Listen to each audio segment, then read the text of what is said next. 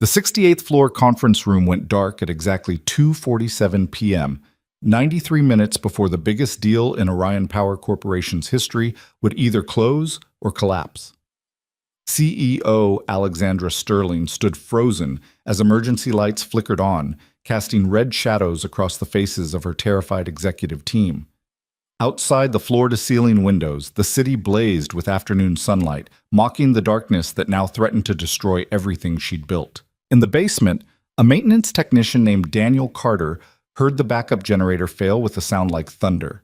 And he knew, with the cold certainty of someone who designed that exact system 5 years earlier, that this wasn't just a power outage. This was war.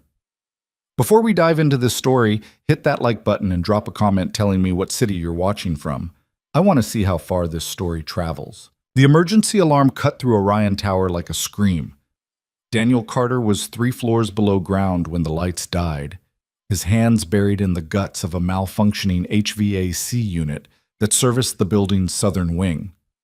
The sudden silence hit first, that eerie absence of the constant mechanical hum that every technician learns to hear beneath the surface of a working building. Then came the darkness, absolute and suffocating, before the battery-powered emergency strips began glowing their anemic red. He straightened slowly, wiping grease from his fingers with a rag that had seen better decades. Around him, the basement mechanical room stretched into shadow, a vast concrete cathedral filled with the sleeping giants of modern infrastructure. Water pumps, climate control systems, electrical substations, and, at the far end, behind a security door he'd installed himself, the backup generator that should have roared to life the instant the main power failed. Should have. Daniel's jaw tightened as he listened to the silence where that familiar diesel rumble should have been. He'd maintained that generator personally for 3 years, tested it monthly, knew every bolt, every relay, every quirk in its temperament, like he knew the freckles on his daughter's nose. It wasn't running. His phone lit up in his pocket, the screen washing his weathered face in blue light. The group text from building operations was already blowing up. Generator failure, main power out. Investors arriving at 4:30, all hands emergency. Daniel was already moving toward the generator room, his work boots eating up the distance in long, purposeful strides. Behind him, he heard other technicians emerging from their work areas, voices rising in confusion and panic. He ignored them. Panic was noise.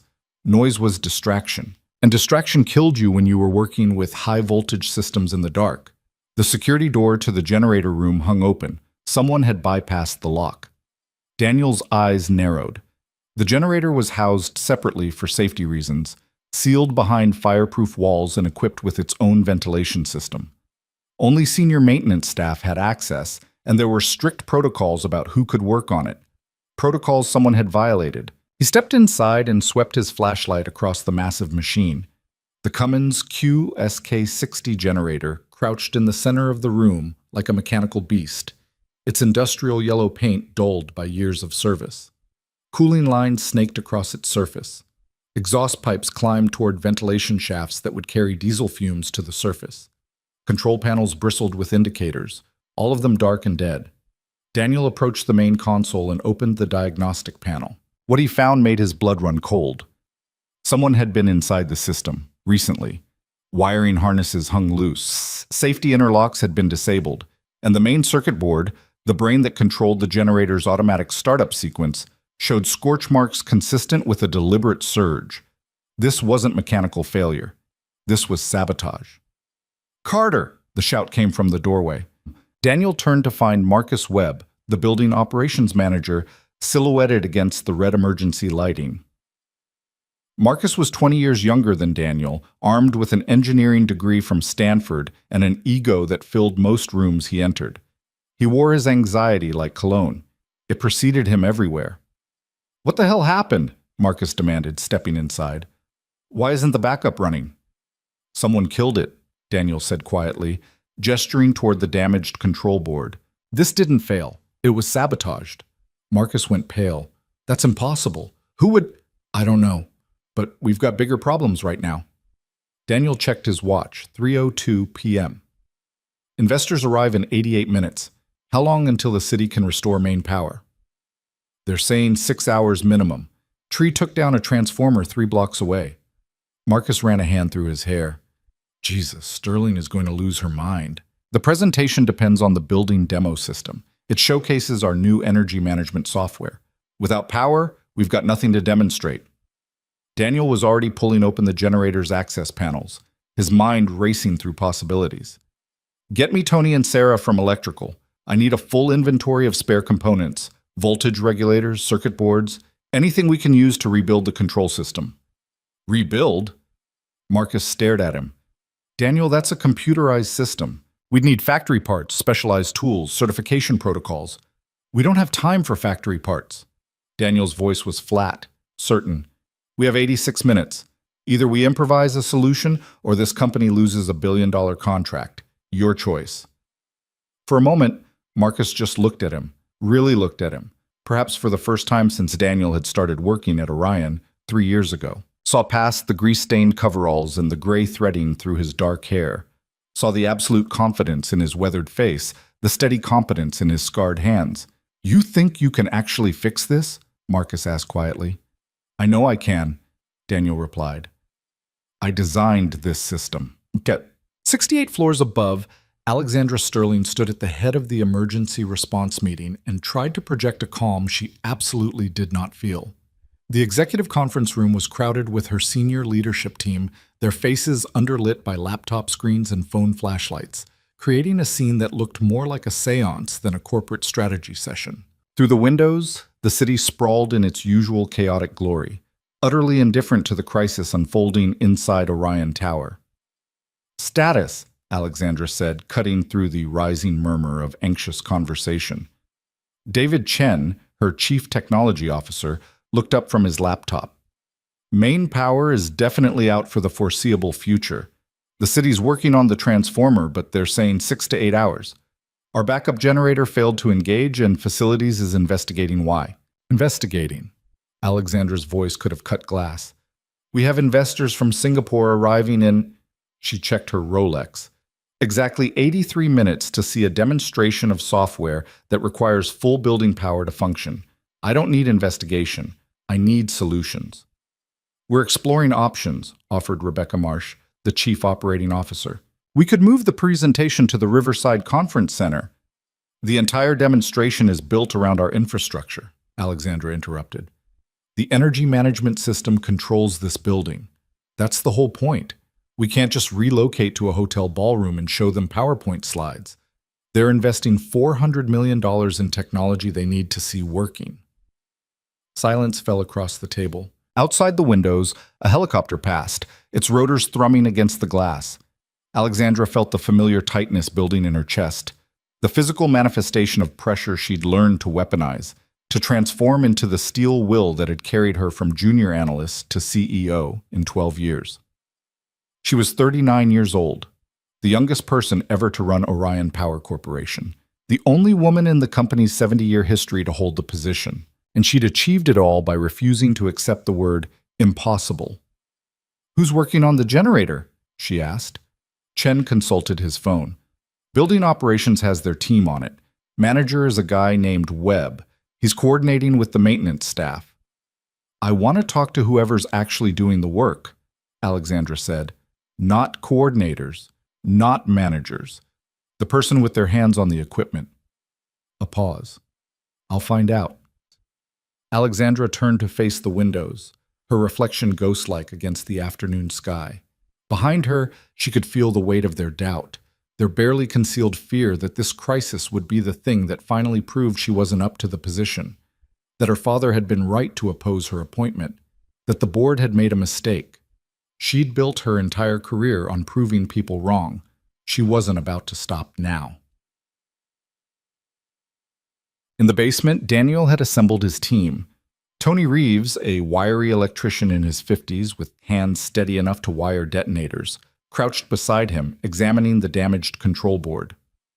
Sarah Chen, no relation to the CTO, was a systems specialist barely out of her 20s, but she'd spent 2 years in the Navy working on nuclear reactor controls, and she understood power systems at a molecular level.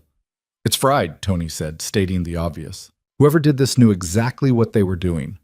Bypassed the surge protectors, sent a spike straight through the microcontroller, things completely dead. Sarah was already scrolling through schematics on her tablet. The QSK-60 uses a proprietary power command control system. We'd need to order replacement parts from Cummins, and even with expedited shipping, we're looking at 3 days minimum. We're not waiting 3 days, Daniel said. He pointed to a bank of industrial shelving against the far wall. What do we have in inventory? Tony walked over and started pulling boxes. Bunch of generic voltage regulators, some Arduino boards from that automation project last year. Relay switches, transformers, basic components.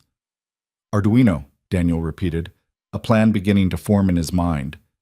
That's just a programmable microcontroller. It's not that different from what the power command system does. Receives sensor data, makes decisions, sends control signals. Sarah looked at him like he'd suggested building a rocket from cardboard. You want to replace a $10,000 industrial control system with a $100 hobbyist circuit board? I want to create a bypass system that can perform the basic functions we need, Daniel corrected. We're not trying to replicate every feature. We just need to monitor fuel levels, control the starter motor, regulate voltage output, and manage the connection to the building's electrical system. That's it. Tony was nodding slowly. It's insane, but theoretically possible. How theoretically? Sarah challenged. 70-30, Daniel said. 70% it works and we restore power. 30% it fails and nothing happens. 0% it makes things worse because they can't get worse than they already are. Unless we blow something up, Tony muttered, which is why we'll work carefully and follow proper safety protocols. Daniel checked his watch. 3:24 p.m. We have 66 minutes. Sarah, start programming the Arduino with basic startup and regulation sequences. Tony, help me wire the bypass circuit into the generator's control pathways. We'll need to isolate the damaged components and create new signal routes. Sarah was already opening her laptop. I'm going to need coffee. Emergency power's out, Tony reminded her. No coffee. Then I'm going to need motivation. What happens if we actually pull this off? Daniel thought of Lily's robotics showcase, scheduled to start at 6 p.m. across the city. Thought of the promise he'd made her this morning over breakfast. The excited way she'd described the robot arm she'd been building for 3 months. We keep our jobs, he said simply, and the company survives. That's motivation enough. But even as he said it, his phone buzzed with another text from his daughter. Dad, remember you promised. Coach says I present at 6:30. Don't be late, please. He typed back quickly. I'll be there. Promise. Then he silenced the phone and focused on the immediate crisis, pushing away the gnawing anxiety that he might be making a promise he couldn't keep. Alexandra descended into the basement at 3:41 p.m., flanked by Marcus Webb and David Chen. She'd never been in the mechanical levels before. The contrast with the executive floors was almost comical, where her office featured floor-to-ceiling windows and furniture that cost more than most cars. This subterranean world was pure functionality. Exposed pipes, concrete floors, the smell of machine oil and electricity. And somehow, despite the emergency, it felt more real than anything happening 68 floors above. Marcus led them through a maze of corridors to the generator room. Inside, Alexandra found 3 people working in focused silence. An older electrician methodically stripping wires, a young woman typing rapidly on a laptop, and a man in grease-stained coveralls who was deep inside the generator's control panel, working by flashlight. The man in coveralls looked up as they entered, and Alexandra felt a jolt of recognition. She'd seen him before, a ghost presence in the building, someone she'd passed in hallways or service elevators without really seeing, one of the invisible people who kept the machinery of modern life functioning. This is Daniel Carter, Marcus said awkwardly. He's our senior maintenance technician. Daniel, this is... I know who she is, Daniel said quietly, setting down his tools. He straightened, wiping his hands on his coveralls, and met Alexandra's eyes directly. No deference, no intimidation. Just the level gaze of someone who had nothing to prove and nothing to hide. It was disconcerting. Mr. Carter, Alexandra said crisply, I need to understand our situation. Can you restore power before 4:30? That's the plan. I don't need a plan. I need a guarantee. As something flickered in Daniel's expression, not anger exactly, but a kind of weary recognition, as if he'd heard this speech before and already knew how it would end. "There are no guarantees with improvised repairs," he said evenly, "but I'd put our odds at 70% success." 70%? Alexandra felt her control beginning to slip. "I'm about to host investors worth $400 million, and you're giving me 70%? Would you prefer I lie and say 100? Daniel asked. The question wasn't sarcastic. It was genuine, as if he was actually curious what kind of leadership she represented. The challenge in that simple question made Alexandra's blood heat. She was accustomed to people who shaped their words to please her, who told her what she wanted to hear, who managed up with the practiced ease of corporate survival. This man did none of those things. "What I'd prefer," she said coldly, "is competence. I'd prefer that the backup systems I've paid millions to maintain actually functioned when needed. I'd prefer not to be standing in a basement discussing odds when I should be preparing for the most important meeting of the fiscal year." Daniel absorbed this without flinching. The generator was sabotaged. Someone deliberately destroyed the control system. That's why it didn't engage automatically. Sabotaged? Chen leaned forward. "You're sure?" "Completely sure." Daniel gestured to the damaged circuit board, now lying on a workbench.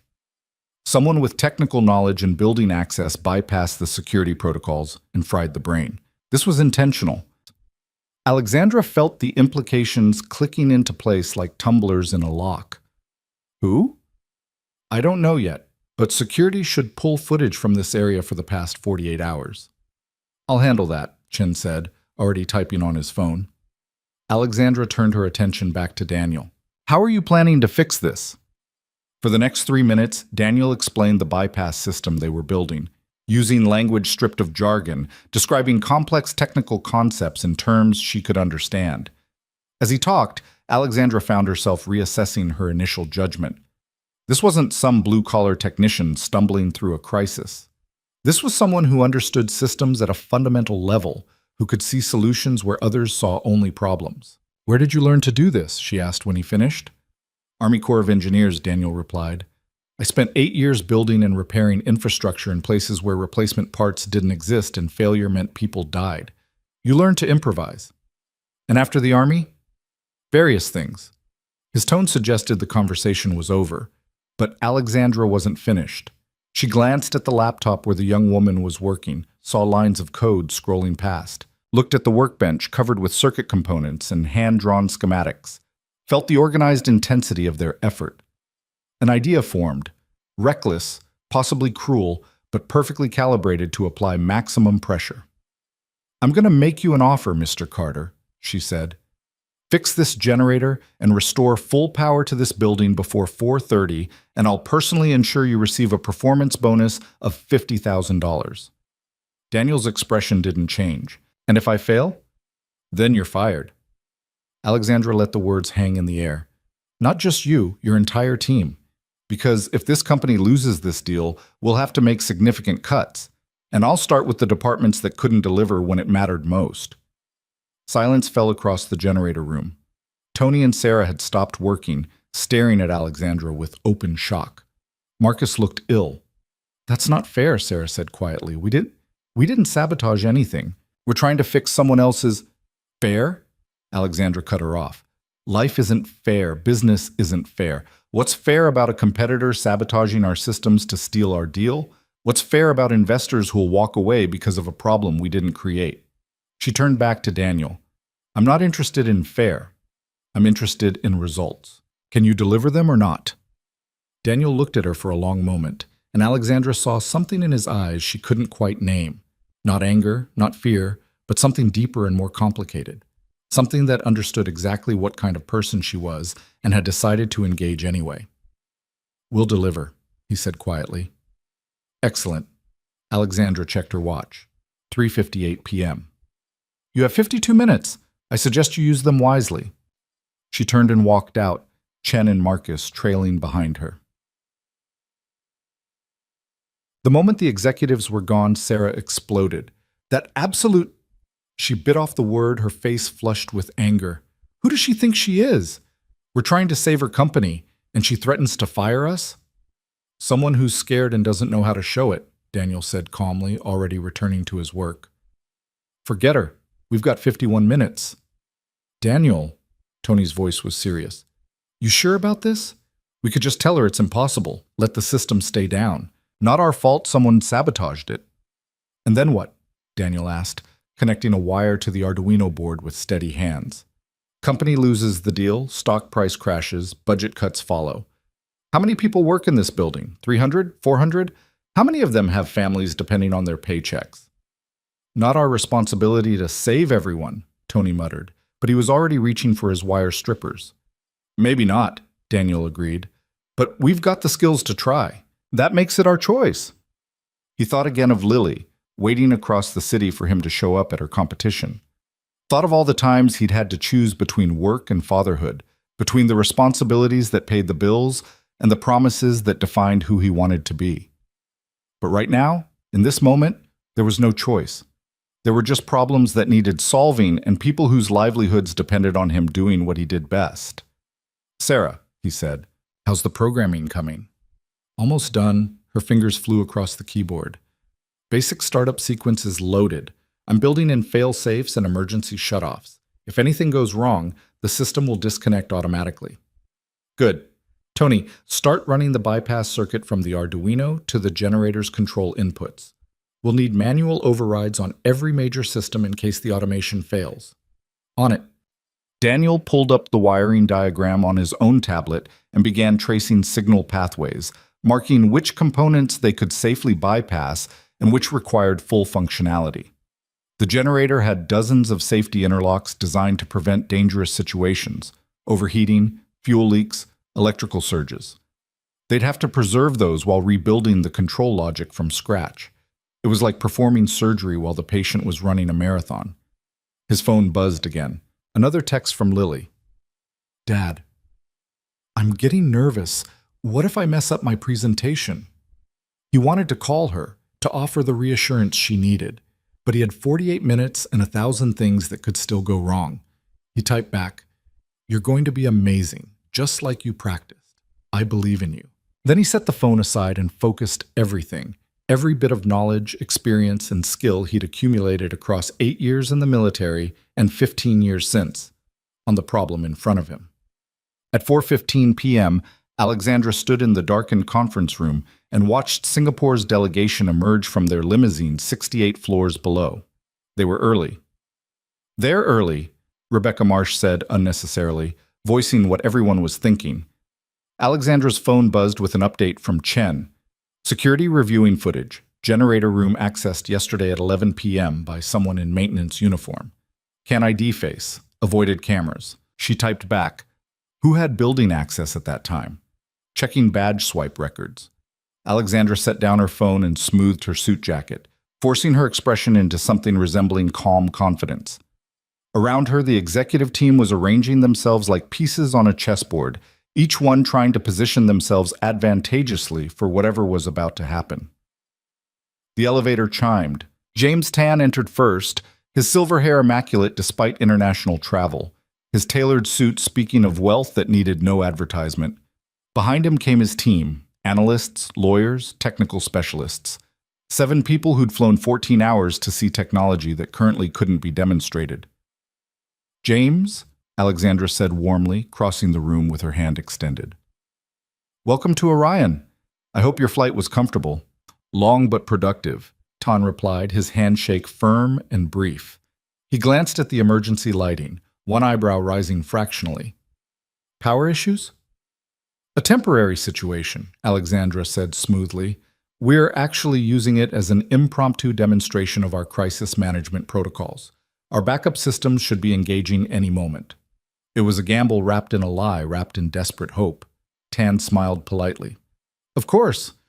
Alexandra guided them toward the presentation area, talking steadily about quarterly growth metrics and market penetration, buying time with every word. Her mind kept flashing to the basement, to Daniel Carter and his improvised solution, to the 70% odds that now felt wildly optimistic. 4:18 p.m., 4:21 p.m., EM, 4:24 p.m. James Tan was growing impatient. Alexandra could see it in the way he checked his watch, the slight tension entering his polite smile. His analysts were exchanging glances. The lawyers were whispering. This was falling apart. In the basement, Daniel was running out of time and options. The bypass circuit was complete. The Arduino was programmed and tested. Every connection had been double-checked, but when they'd run the first test 30 seconds ago, the generator had made a grinding sound and immediately shut down. Something was still wrong. Fuel pressure, Sarah said, staring at her diagnostic readout. The improvised controller isn't compensating properly for fuel flow. The engine's not getting enough diesel to maintain combustion. Daniel dove back into the control panel, his mind racing. The fuel system was mechanical, but its regulation depended on signals from the control computer. They needed to adjust the Arduino's output to match what the fuel injectors expected. "What's the voltage differential?" he asked. "0.7 volts low. Add a step-up transformer to the fuel control line. Small one, just enough to boost the signal." Tony was already pulling components. "This one? Perfect. Wire it in series with the fuel pressure sensor output." 4:26 p.m. They worked in synchronized silence, 3 people moving like a pit crew, each one executing their part of a dance they were inventing as they performed it. Daniel felt the familiar hyper-focus that had carried him through firefights and disasters, the narrowing of reality down to hands and tools, and the immediate problem. Sarah finished soldering the transformer into place. "Done. Testing circuit." The laptop screen showed green across all connections. "Okay," Daniel said, straightening. His back ached from crouching. His hands were smeared with grease and blood from a small cut he didn't remember getting. "This is it. Everybody clear of the generator. Tony, kill the emergency fuel shutoff. Sarah, initialize the Arduino." They took their positions. Daniel approached this control panel and placed his hand on the master switch, a simple mechanical toggle that would send the startup signal to their improvised system. For a moment, he thought of all the ways this could fail. Electrical fire, fuel explosion, system cascade that took out the entire building's grid. He thought of Lily, waiting for him. He thought of 400 people whose jobs depended on a billion-dollar deal. He threw the switch. 68 floors above, Alexandra was in the middle of a sentence about market penetration when the lights came on. The conference room blazed to life. Overheads, presentation screens, climate control humming smoothly as if nothing had ever been wrong. Through the windows, the city skyline reflected in glass walls that were suddenly illuminated from within. James Ton stopped mid-sentence, looking around with genuine surprise. "Our backup systems," Alexandra said, her voice steady despite her pounding heart. "As I was saying, our technology performs even under adverse conditions." She pulled out her phone and opened the building management application, the same software they were here to demonstrate. The screen showed every system in Orion Tower coming online: HVAC zones, electrical distribution, security systems, even the espresso machine in the executive break room. "As you can see," she continued, pulling up the real-time energy monitoring display, "our software provides complete visibility and control over every aspect of building infrastructure. The generator that just activated, it's now being regulated by the same AI-driven optimization algorithms we're proposing to deploy across your Singapore portfolio." Tan leaned forward, his skepticism shifting into interest. "The backup engaged automatically?"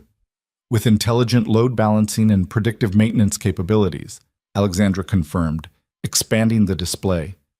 The system knew precisely which circuits to prioritize, how to stage the startup to prevent surge damage, and how to optimize fuel consumption.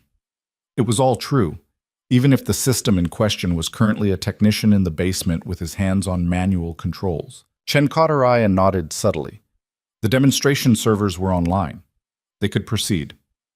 "Shall we begin?" Alexandra said, gesturing toward the presentation area. For the next hour, they walked through every aspect of the technology. The Singapore delegation asked sharp questions and received detailed answers.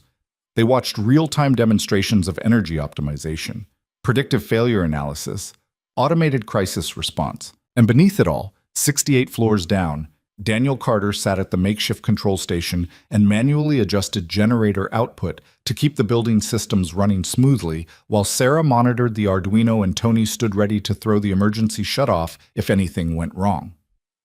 It was the most technically sophisticated presentation Alexandra had ever delivered, powered by the most primitive backup system imaginable. And it was working. At 5:47 p.m., James Tan extended his hand across the conference table. "You have a deal," he said. "400 million, subject to standard due diligence. My lawyers will draw up the terms."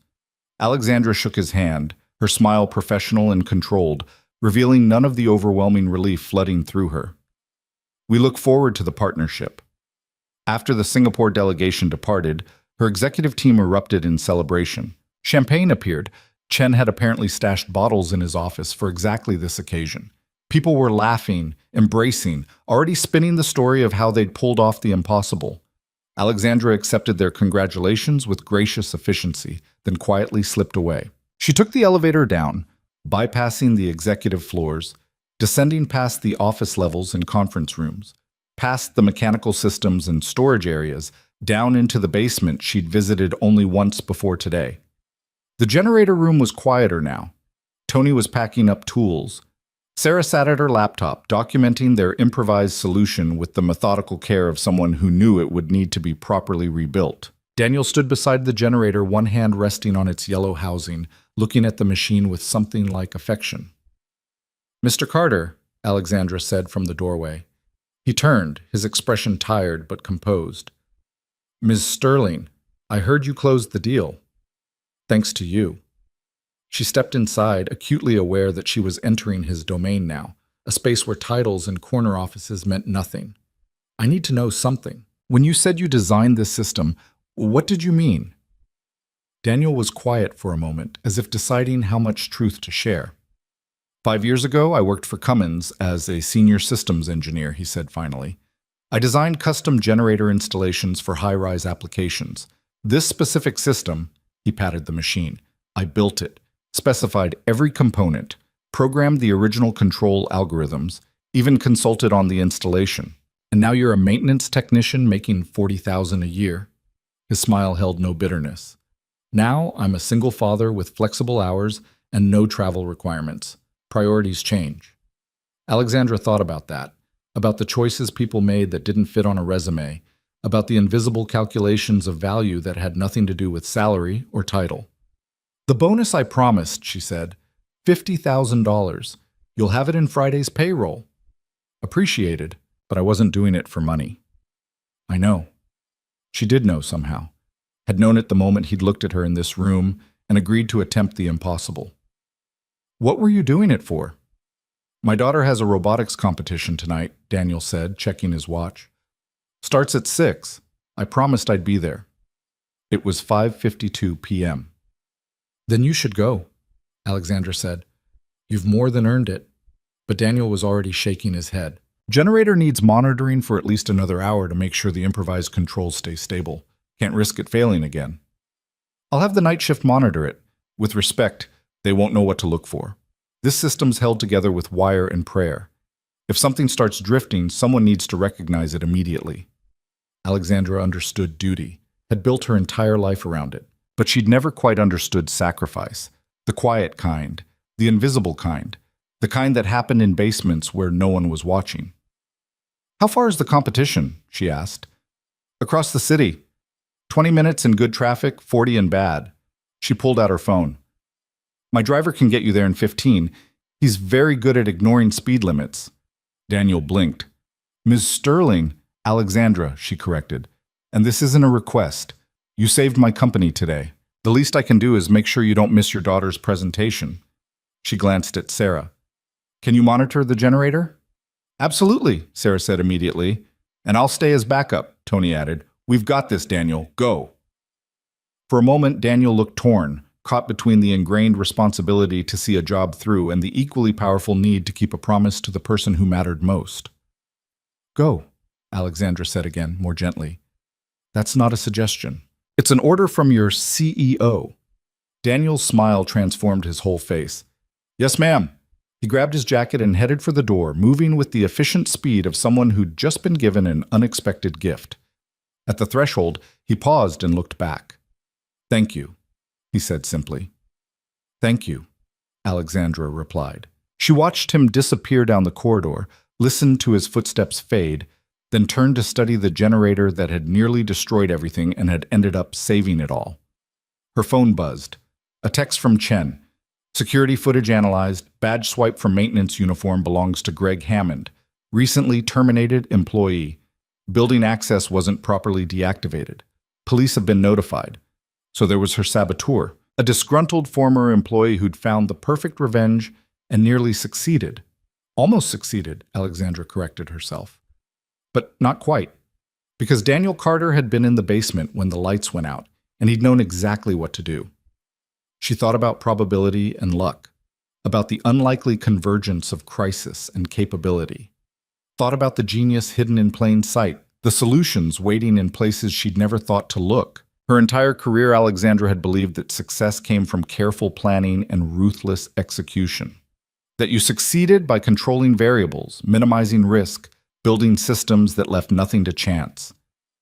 Today had taught her something different. Sometimes the most valuable asset wasn't the one you'd planned for. Sometimes salvation came from the person you'd never noticed, working in the basement where executives never visited. Sometimes the machinery that really mattered wasn't the generator at all. It was the human being who understood how to fix it. Daniel made it to the robotics competition at 6:23 p.m., 7 minutes before Lily's scheduled presentation. He found her in the prep area, wearing her team jersey and adjusting the gripper arm on her robot with the intense focus she'd inherited from him. When she looked up and saw him standing there, still in his work clothes smelling of diesel and sweat, her face split into the kind of pure joy that made every difficult choice worthwhile. "Dad!" She ran to him, and he caught her in a hug that lifted her off the ground. "You made it!" "Of course I made it," he said, setting her down. "I promised, didn't I?" "Yeah, but—" She glanced at his grease-stained coveralls. "Were you working?" "Emergency at the office, but I'm here now. That's what matters." She nodded, accepting this the way she'd learned to accept the complicated calculus of his work schedule. "Want to see my robot before I present?" For the next 7 minutes, Daniel watched his daughter demonstrate the robot arm she'd built from scratch. Listened to her explain the programming logic, the mechanical linkages, the problem-solving that had gone into every design decision. She was brilliant, confident, absolutely fearless, and he'd almost missed it. When her name was called, he watched from the audience as Lily presented her project to the judges, watched her handle their questions with the same calm competence he tried to bring to his own work. Watched her face light up when they announced that her robot had placed second and qualified for the regional finals. Later, driving home with his daughter chattering excitedly about the competition and the prize and the next level of challenges ahead, Daniel thought about the day's impossible demands. Thought about Alexandra Sterling and her ruthless ultimatum. Thought about the generator he'd saved and the company he'd rescued. But mostly, he thought about this moment. This ordinary, extraordinary moment of being exactly where he needed to be for the person who needed him most. His phone buzzed with a text from an unknown number. "This is Alexandra Sterling. Thank you again for today. The bonus will be in Friday's payroll, as promised. Also, your daughter is lucky to have you." As Daniel smiled and set the phone aside, tomorrow he'd return to being invisible. Return to the basement, to the maintenance work, to the quiet competence that no one noticed until everything fell apart. But tonight, he was exactly where he was supposed to be. And that, more than any bonus or recognition or gratitude, was what success actually looked like. Friday morning arrived with the weight of unfinished business. Daniel clocked in at 7:30, his usual time, and found the basement maintenance area buzzing with an energy that felt different from the normal pre-shift routine. Tony was already at his workstation, but instead of reviewing the day's repair orders, he was staring at his computer screen with an expression somewhere between disbelief and vindication. "You see your paycheck yet?" Tony asked without looking up. Daniel set down his thermos and pulled up the payroll portal on his phone. The direct deposit notification showed a number that made him blink and check twice to make sure he was reading the decimal point correctly. $50,000. Exactly as promised. "Holy hell," he muttered. "She actually did it," Tony said, shaking his head. "Sterling actually paid out. I figured she'd find some legal loophole, some corporate excuse to back out once the crisis was over." Sarah emerged from the equipment cage carrying a new voltage regulator, still in its factory packaging. "You both got yours too, right? She gave bonuses to all three of us, 15,000 each for Tony and me." Her eyes were bright with the kind of hope that money could bring when you weren't used to having much of it.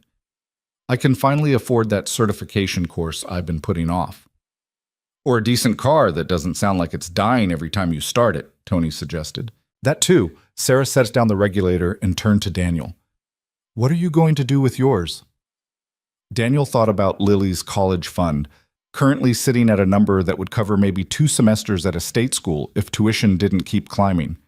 Thought about the medical bills from her mother's final year that still arrived occasionally like ghosts demanding payment. Thought about the leak in their apartment bathroom that the landlord kept promising to fix but never did. Boring, responsible stuff, he said. College savings? Debt? Maybe a new water heater before ours explodes. You're no fun, Sarah said, but she smiled when she said it. Marcus Webb appeared in the doorway, looking uncharacteristically humble. Daniel, you got a minute? Sterling wants to see you upstairs. The basement crew went quiet. Being summoned to the executive floors was rarely a good thing in anyone's experience. It usually meant either getting blamed for something that had gone wrong or being interrogated about something that was about to. When? Daniel asked. Now. She's in her office. Daniel exchanged a glance with Tony, who just shrugged as if to say the rules had changed and nobody knew what anything meant anymore. He grabbed his clipboard, a habit from the military, always bring documentation to any meeting, and followed Marcus to the elevator. They rode up in silence, watching the floor numbers climb past the offices and conference rooms Daniel rarely saw, past the mid-level executive suites, all the way to the 68th floor where the real power lived. The elevator doors opened onto a reception area that looked like it had been designed by someone who confused minimalism with intimidation. Everything was white marble and brushed steel, arranged with the kind of precision that made you afraid to touch anything. The receptionist, a polished woman in her 30s wearing a headset that probably cost more than Daniel's monthly rent, looked up with professional efficiency. Mr. Carter, Miss Sterling is expecting you. Go right in. Marcus gestured toward the massive oak door at the end of the corridor, then stepped back as if he'd completed his escort duty and wanted no part of whatever happened next. Daniel approached the door and knocked twice. Come in, came Alexandra's voice from inside. Her office was everything the reception area had promised, and more. Floor-to-ceiling windows offered a view that stretched across the entire city, making even the tallest buildings look small. The furniture was the kind of expensive simplicity that required a designer's touch to look casual. Everything about the space said one thing: power. Alexandra sat behind a desk that could have doubled as a landing strip, working on a laptop, dressed in a charcoal suit that probably cost more than Daniel's entire wardrobe. She looked up when he entered, and something in her expression shifted, not quite a smile, but a relaxation of the CEO armor she usually wore. Daniel, she said, closing the laptop, thank you for coming up. Please sit. He took one of the chairs across from her desk, acutely aware that his work boots had probably left marks on her pristine carpet. You wanted to see me, Ms. Sterling? Alexandra, she corrected. I think we're past formalities after Wednesday. She leaned back in her chair, studying him with the kind of attention that made Daniel feel like he was being assessed for qualities he didn't know he possessed. I wanted to talk to you about your future here at Orion. Here it comes, Daniel thought. The real reason for the meeting. The bonus had been the carrot. Now came the stick. I've been reviewing your personnel file, Alexandra continued. 8 years in the Army Corps of Engineers, honorable discharge. 2 years at Cummins as a systems engineer. Excellent performance reviews. Then you left to take a maintenance position here at 40% of your previous salary. She paused. Why? Daniel had answered this question before, in different forms, for different people. HR during his interview. Colleagues who couldn't understand why someone with his credentials was changing air filters and fixing toilets. His daughter once, when she was old enough to understand that other kids' dads had jobs with offices and titles. My daughter needed stability, he said simply. Maintenance work has predictable hours. No travel, no deployments. After her mother died, that mattered more than salary. Alexandra's expression softened almost imperceptibly. I'm sorry for your loss. How long ago? 4 years. Cancer. It was difficult. I can imagine. She was quiet for a moment, as if genuinely considering the weight of single parenthood and grief. Then she pulled a folder from her desk drawer and set it between them. I have a proposition for you. We need a new director of infrastructure operations. The position oversees all building systems: mechanical, electrical, security, automation. It's a management role, but it requires someone who understands the technical foundation, someone who can think strategically while still getting their hands dirty when necessary. Daniel opened the folder and saw a job description that looked like it had been written specifically for his skill set, but it was the salary figure at the bottom that made him pause. $180,000, plus benefits, plus performance bonuses, more than 4 times what he currently made. "That's a substantial offer," he said carefully. "You saved this company $400 million with $100 worth of spare parts and some ingenuity," Alexandra replied. "I'd say you've earned it. But more than that, Wednesday showed me something I should have seen earlier. This building, this entire operation, runs on infrastructure most people never notice. We treat it like background noise until something breaks. That's a mistake. I want someone in leadership who understands that the foundation matters as much as the floors we build on top of it." It was a compelling vision, and the money would transform everything for him and Lily. College would be covered. The medical debt would disappear. They could move out of their cramped apartment into something with actual space. But Daniel had learned long ago that every opportunity came with costs that weren't listed in the job description. "What would the hours look like?" he asked. "Flexible, mostly. You'd set your own schedule, manage your team's coverage, but I won't lie. There will be emergencies. Late nights, weekends. When systems fail, you'll need to be available." There it was. The cost hidden in the compensation. "I appreciate the offer," Daniel said slowly, "but I have a daughter who's 12 years old. She needs me present, not just providing. I learned that lesson the hard way in the military. I'm not going to repeat it." Alexandra stood and walked to the windows, looking out over the city with her arms crossed. For a long moment, she didn't speak. When she did, her voice carried a different quality, something more personal than professional. "My father built this company," she said. "Literally built it from 3 employees in a rented office to what it is today. He was brilliant, visionary, absolutely relentless." She paused. "He was also never home. I saw him maybe an hour a day during my entire childhood. Business always came first, always. When I was 16, I decided I hated him for it." Daniel stayed quiet, sensing she needed to finish this thought. "Now I'm running his company," Alexandra continued, "working the same hours he did, making the same choices. And I understand why he did it. When you're responsible for hundreds of employees and millions of dollars in value, the pressure never stops. There's always another crisis, another deal, another decision that can't wait." She turned back to face him. "But I also know what it cost. What it costs. I don't have children. I've never been married. I've built an empire, and I come home to an empty apartment every night and wonder if I'm just repeating his mistakes in a better suit." The honesty in that admission surprised Daniel. This wasn't CEO Alexandra Sterling, the woman who'd threatened to fire him in the basement. This was someone else, someone who'd climbed so high she could see exactly what she'd left behind. "I can't tell you what to do with your life," Alexandra said, "but I can tell you that I need someone like you in leadership. Someone who understands that success isn't just about the numbers on a spreadsheet. Someone who won't sacrifice everything that matters for everything that doesn't." She came back to her desk and met his eyes directly. "Take the position. Set your own boundaries. Make it work for your daughter. I'll support that because it's the kind of leadership this company actually needs, even if we've never practiced it before." Daniel looked at the folder again, at the salary that could change everything, at the job description that represented validation of every skill he'd spent years developing. "Can I think about it?" he asked. "Of course. Take the weekend. Talk to your daughter. She's part of this decision too." Alexandra extended her hand. "Whatever you decide, thank you again for Wednesday. You reminded me that the most important assets in any company aren't the systems. They're the people who know how to fix them." Daniel shook her hand, then left the office with the folder tucked under his arm and his mind spinning with possibilities and complications. In the elevator back down to the basement, he found himself thinking about the conversation in ways that had nothing to do with salary or job titles. Alexandra Sterling had just revealed something most executives would never admit: that success came with costs they didn't advertise, that climbing the ladder meant leaving things behind. She'd also suggested something radical: that maybe those costs weren't inevitable. that boundaries could exist even in positions of power. Daniel wasn't sure if he believed that, but he was curious enough to want to find out. The elevator doors opened on the basement level, and he stepped back into the familiar territory of concrete floors and machine noise, where the only thing that mattered was whether the equipment worked and the people depending on it could do their jobs.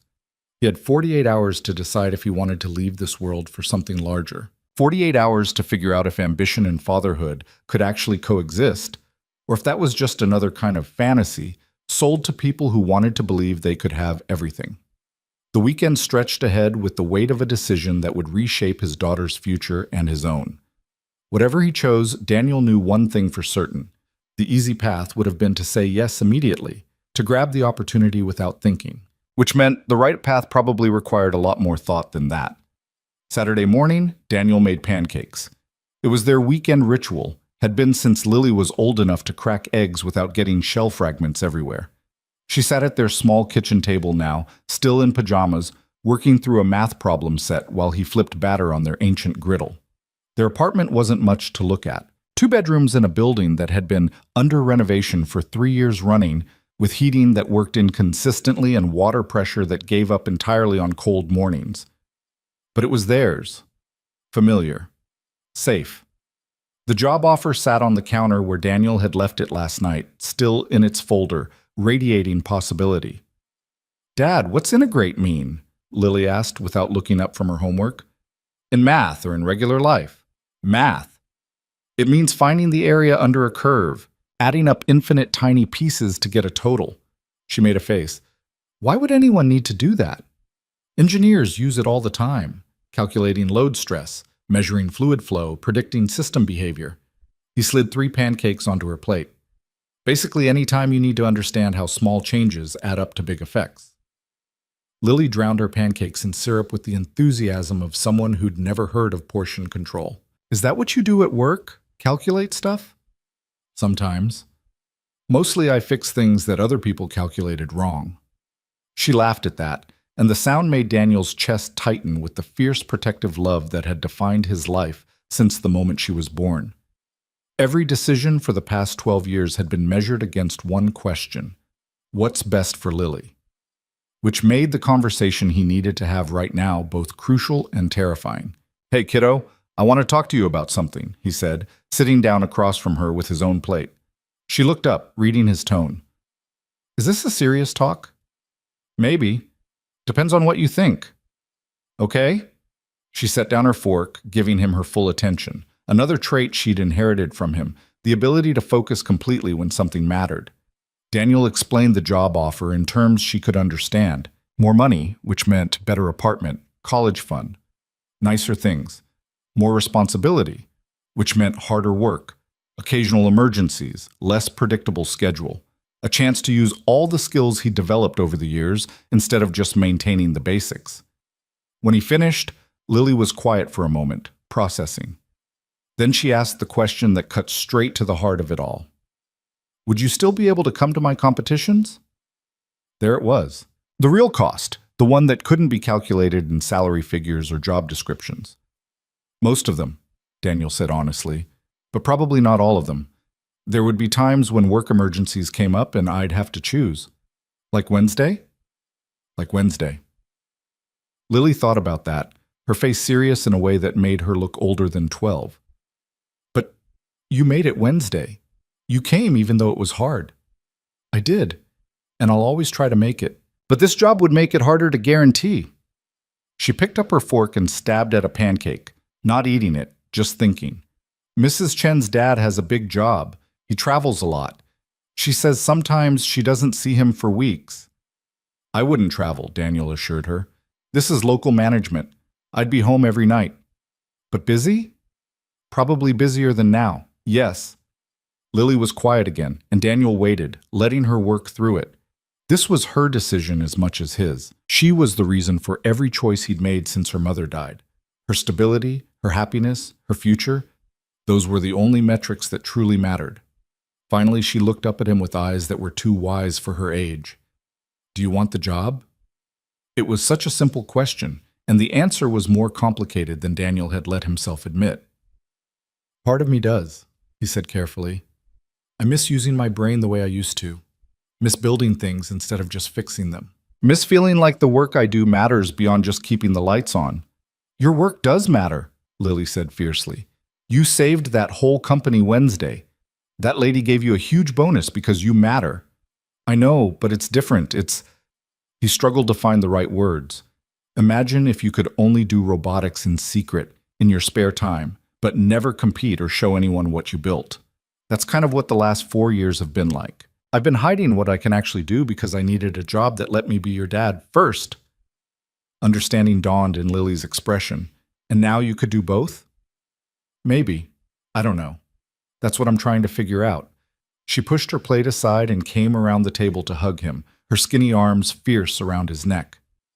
I think you should take it, she said into his shoulder. You're too smart to just fix toilets forever. Maintenance work isn't just fixing toilets.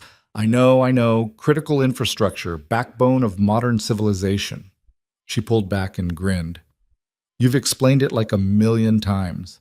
But Dad, I saw you Wednesday night after the competition. You were so happy, not because of the bonus, because you got to solve something impossible and save everyone. You like that. You should get to do more of it. Daniel felt something unlock in his chest, a permission he hadn't realized he needed. You're sure, because I can't do this if it means I'm going to miss the important stuff.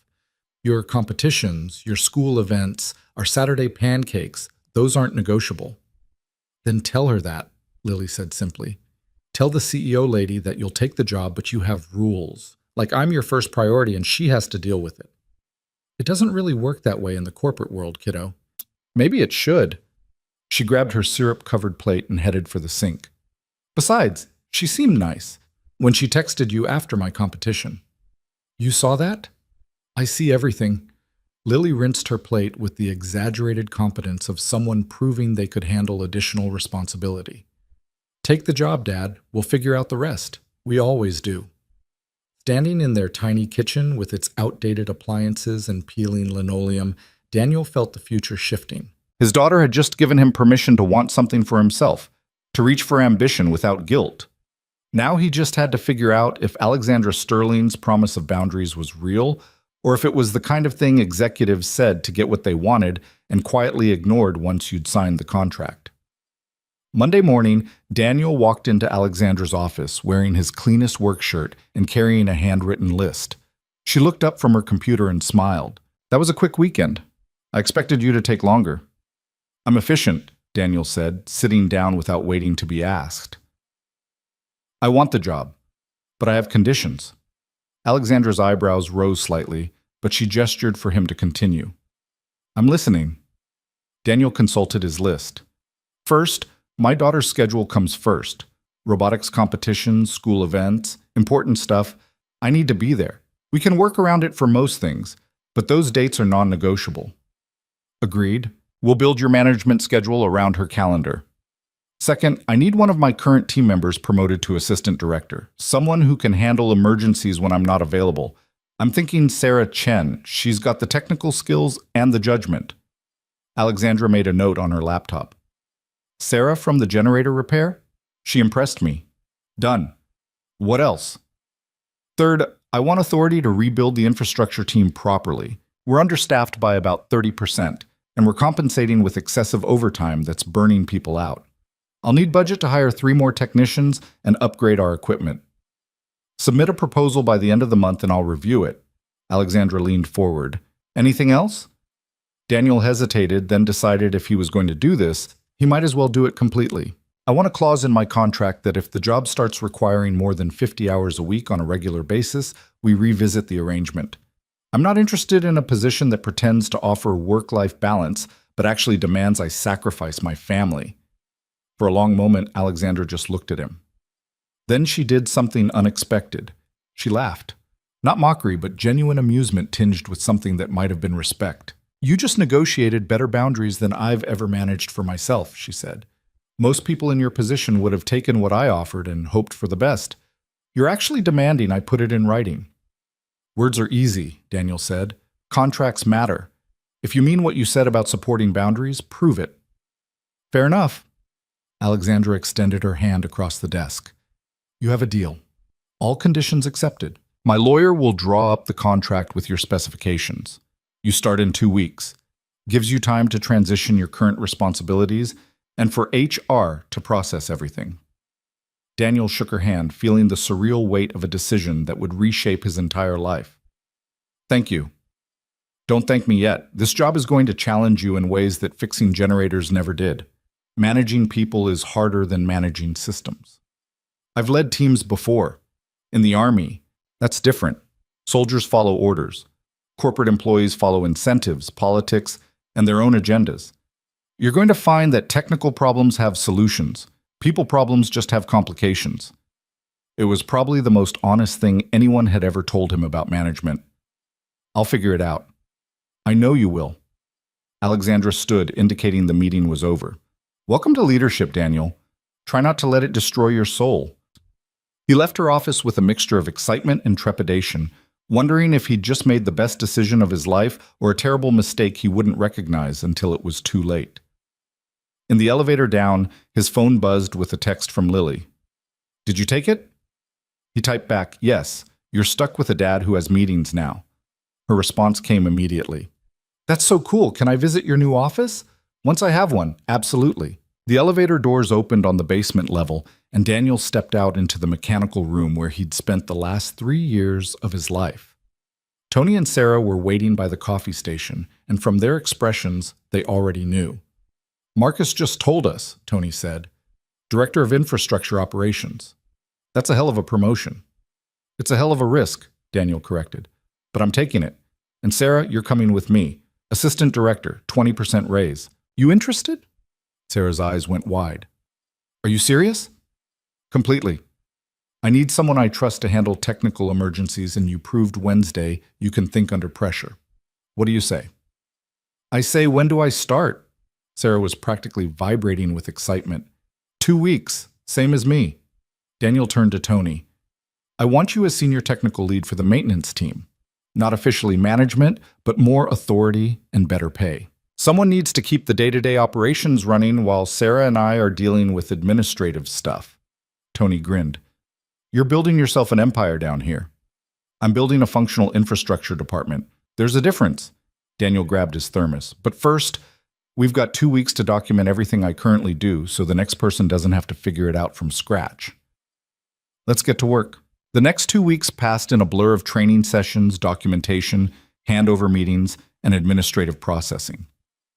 Daniel discovered that transitioning from technician to director required approximately 17 different forms, 4 separate orientations, and more meetings about meetings than he'd attended in his entire previous career.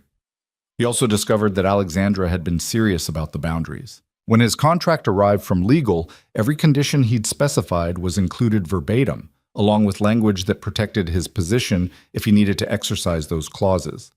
On his last day as a maintenance technician, the basement crew threw him an impromptu party featuring gas station cake and the kind of affectionate mockery that came from people who'd worked together in trenches. Marcus gave a surprisingly heartfelt speech about how Daniel had taught him to actually listen to the people who kept the building running. Sarah presented him with a framed photo of the improvised generator control system they'd built, labeled "When Impossible Was Just Tuesday." And Tony, gruff Tony who never admitted to sentiment, pulled him aside and said quietly, "Don't forget where you came from. Corporate world changes people. But you've got something they don't. You actually understand what matters. Keep that, and you'll do fine." Daniel promised he would try. The following Monday, he reported to his new office on the 45th floor. Not quite executive territory, but far above the basement where he'd started. The space was modest by corporate standards, but compared to the mechanical room, it felt absurd. Windows with actual views, a desk without grease stains, a door that closed. Sarah arrived minutes after him, looking equally disoriented by the sudden elevation. "This is weird, right? It's not just me." "It's extremely weird," Daniel agreed. "But we'll get used to it." They spent the morning in meetings, budget reviews, team introductions, strategic planning sessions that felt like they'd been designed to use as many words as possible, to say very little. By lunch, Daniel's head was spinning with org charts and expense codes and stakeholder alignments. His phone buzzed with the text from Alexandra. "Surviving your first day?" He typed back, "Drowning in acronyms." Does everything need to be abbreviated? Corporate efficiency. We save 3 seconds per conversation and waste 30 minutes explaining what the acronyms mean to new people. That's why we have orientations. Speaking of which, leadership meeting tomorrow at 9 a.m., conference room. B. Don't be late. Daniel showed up Tuesday at 8:50, carrying a notebook and the vague anxiety of someone entering territory where he didn't yet know the rules. The conference room was already half full with senior directors and VPs, all of them looking comfortable in a space where Daniel felt like an obvious imposter.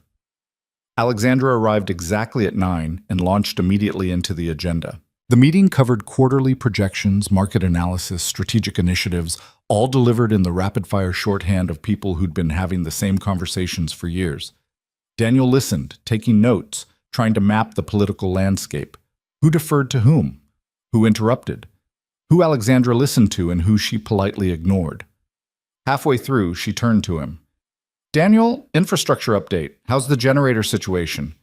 Every eye in the room swiveled to him. Daniel felt the attention like pressure, but he'd briefed officers under worse circumstances. Permanent replacement parts arrived last week, he said. We fully restored the power command control system and tested all backup protocols. Generators running at optimal efficiency.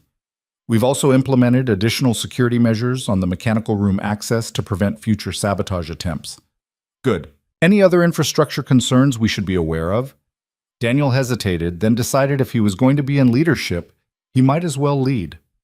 Actually, yes. I've been reviewing our preventive maintenance schedules across all major building systems. We're behind on HVAC servicing, our elevator inspection certifications are cutting it close, and we've got a chiller unit that's showing early warning signs of compressor failure. The CFO, a sharp-eyed man named Peterson, frowned. What's the budget impact? Roughly $80,000 for the immediate work. But if we don't address these issues now, we're looking at potential system failures that could cost 10 times that in emergency repairs and business disruption. $80,000 isn't in the current quarter budget, Peterson said. Then we should revise the budget, Daniel replied evenly. Infrastructure isn't optional. It's the foundation everything else depends on. The room went quiet. Several executives looked uncomfortable, as if Daniel had violated some unspoken protocol about questioning budget allocations. Alexandra broke the silence. He's right. Infrastructure failures cost us $400 million 2 weeks ago. We only got lucky because Daniel was here to improvise a fix. I don't want to depend on luck. She looked at Peterson. Find the $80,000. Present it as risk mitigation. The board will approve it. Peterson nodded tightly, and the meeting moved on. Afterward, as people filed out, Alexandra caught Daniel's arm. Good instincts. But next time, give me a heads up before you challenge the CFO in front of everyone. Internal politics matter. Noted, Daniel said. Though if the choice is between politics and preventing disasters, I'm going to pick preventing disasters. That's why I hired you, like Alexandra said. Just try to do it in a way that doesn't make unnecessary enemies. Peterson controls the budget you'll need to actually fix things. It was a lesson Daniel filed away. In the corporate world, being right wasn't enough. You had to be right in a way that didn't threaten the people whose support you needed. He was beginning to understand what Alexandra had meant about people problems being more complicated than technical ones. Over the next month, Daniel learned to navigate the strange ecosystem of corporate leadership, learned which battles to fight in public and which to handle quietly, learned that every decision had stakeholders who needed to be consulted, managed, convinced. But he also started to see results. The infrastructure team expanded, equipment upgrades were approved, preventive maintenance schedules were restructured to actually prevent problems, instead of just documenting them after they occurred. And through it all, he kept his promise to Lily, made it to her robotics practices, helped with homework, showed up for the regional competition where her team placed third and qualified for nationals.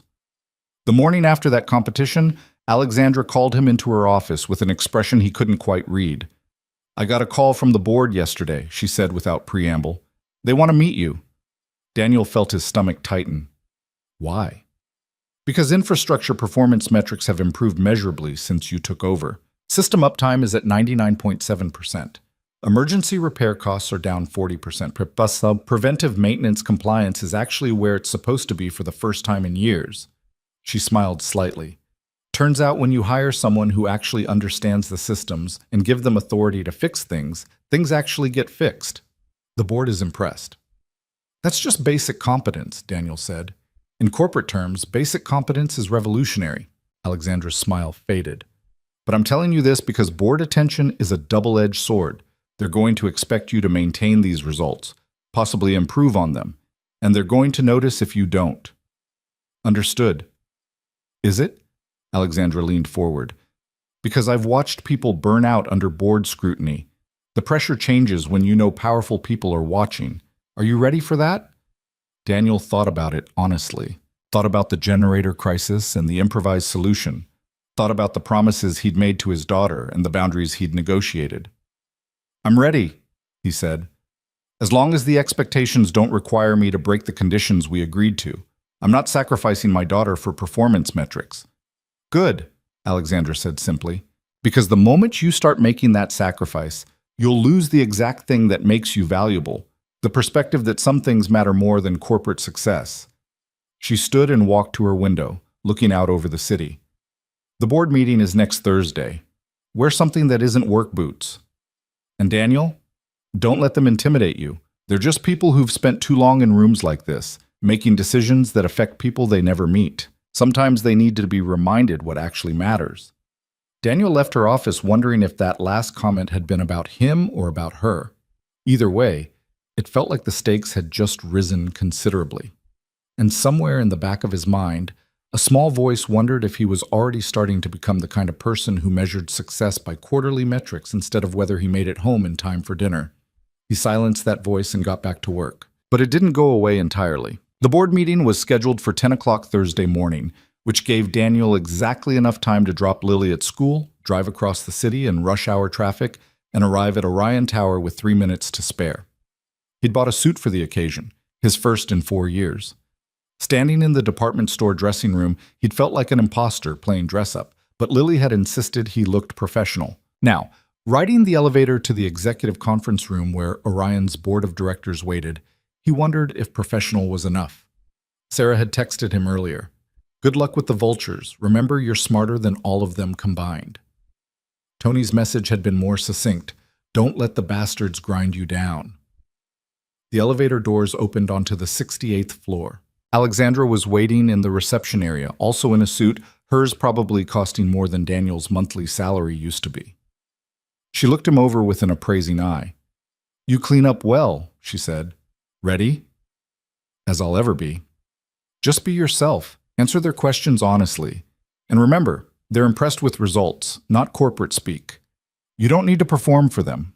She led him down the corridor to a conference room Daniel had never entered before. Through the glass walls, he could see 8 people seated around a massive table, each one radiating the particular confidence that came from having power and knowing how to use it. Alexandra opened the door and the conversation inside stopped immediately. Ladies and gentlemen, she said, this is Daniel Carter, our Director of Infrastructure Operations. Daniel, meet the board. What followed was a round of introductions Daniel knew he'd forget within minutes. Names and titles blurred together.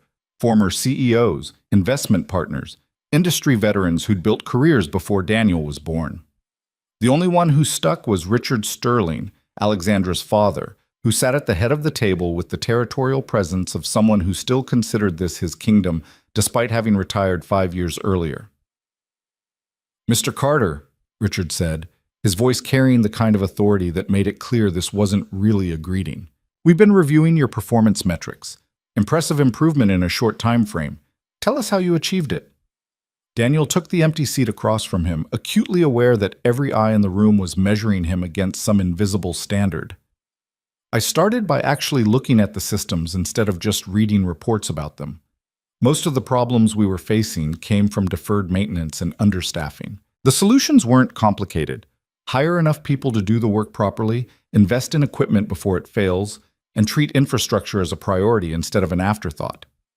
That requires budget allocation, said a woman to Richard's left, Patricia Chen, the CFO of a manufacturing conglomerate and no relation to either David or Sarah.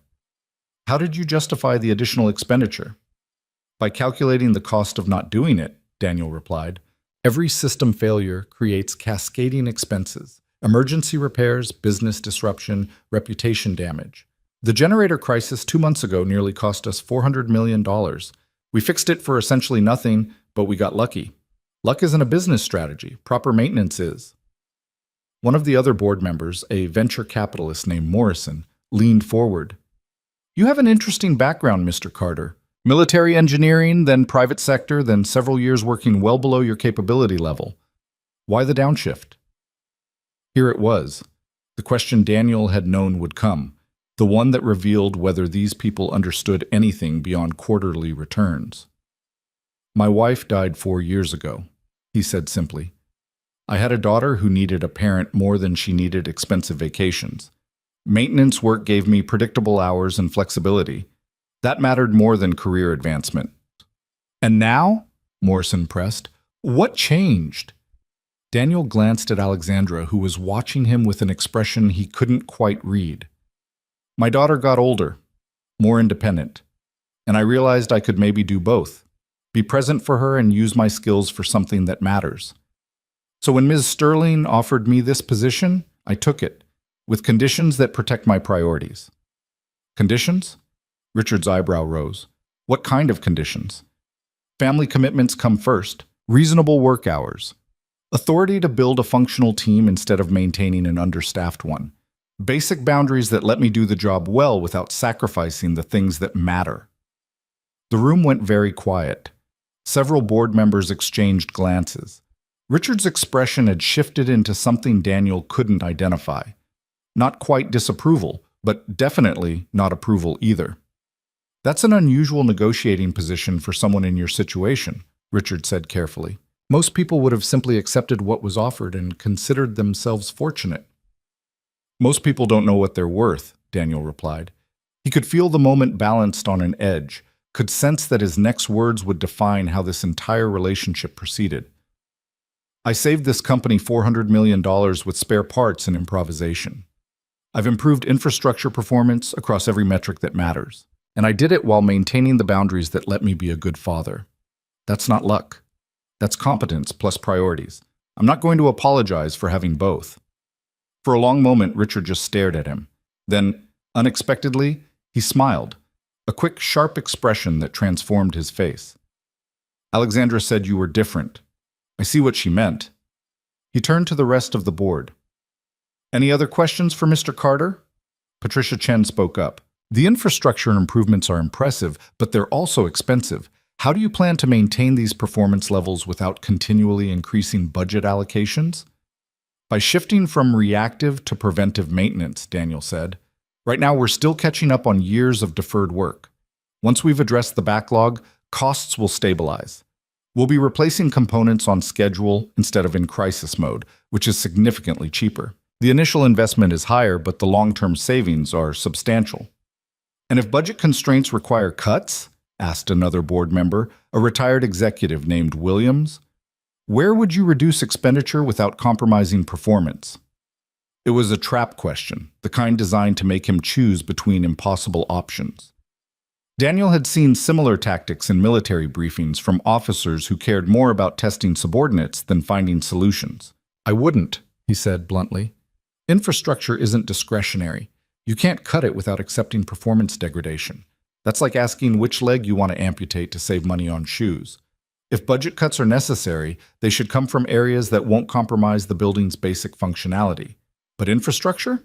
That's non-negotiable. Williams frowned. Everything's negotiable in business, Mr. Carter. Not the foundation that keeps the building standing, Daniel countered.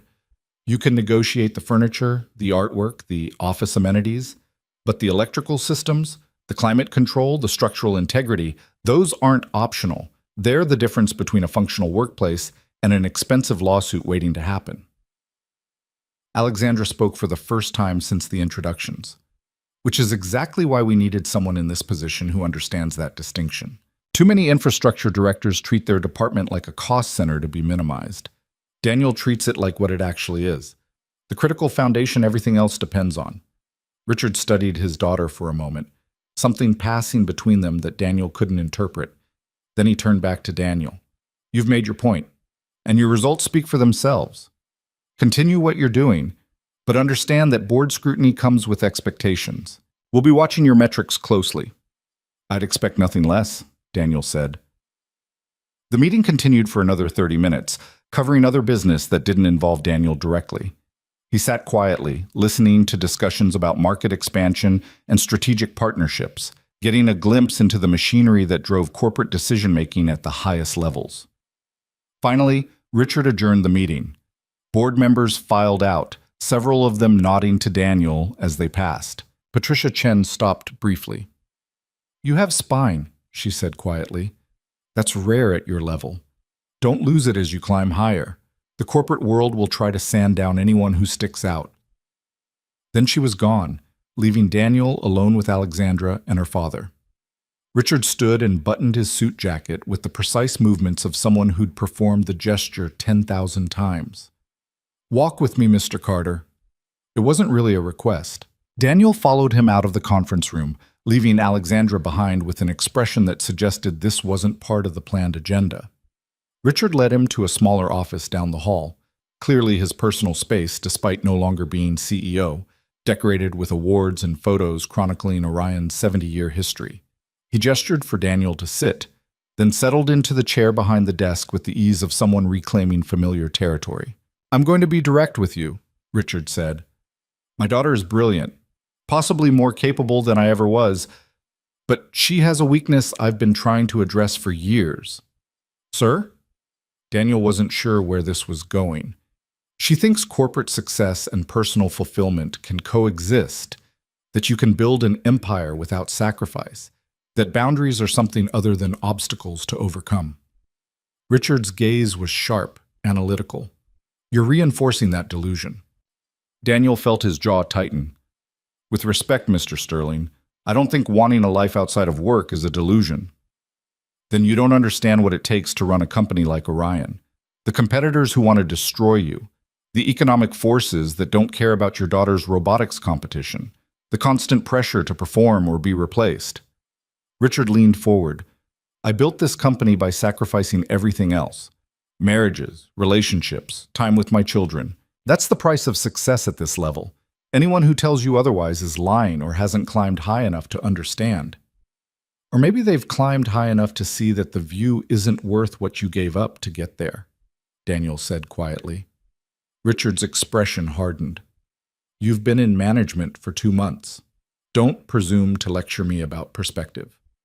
"I'm not lecturing. I'm disagreeing. There's a difference." Daniel met the older man's eyes steadily. "You built something impressive, but you also raised a daughter who barely speaks to you and spends her nights alone in an apartment wondering if she's repeating your mistakes. She told me that herself. Is that really the legacy you wanted?" For a moment, he thought Richard might explode. The older man's face went rigid, his hands clenching on the armrests of his chair. Then slowly, something in his expression shifted. Not softening exactly, but acknowledging. "She told you that?" Richard's voice was quieter now. "She did. In the context of explaining why she was willing to let me set boundaries for this job. Because she understands that success without balance isn't actually success. It's just expensive emptiness."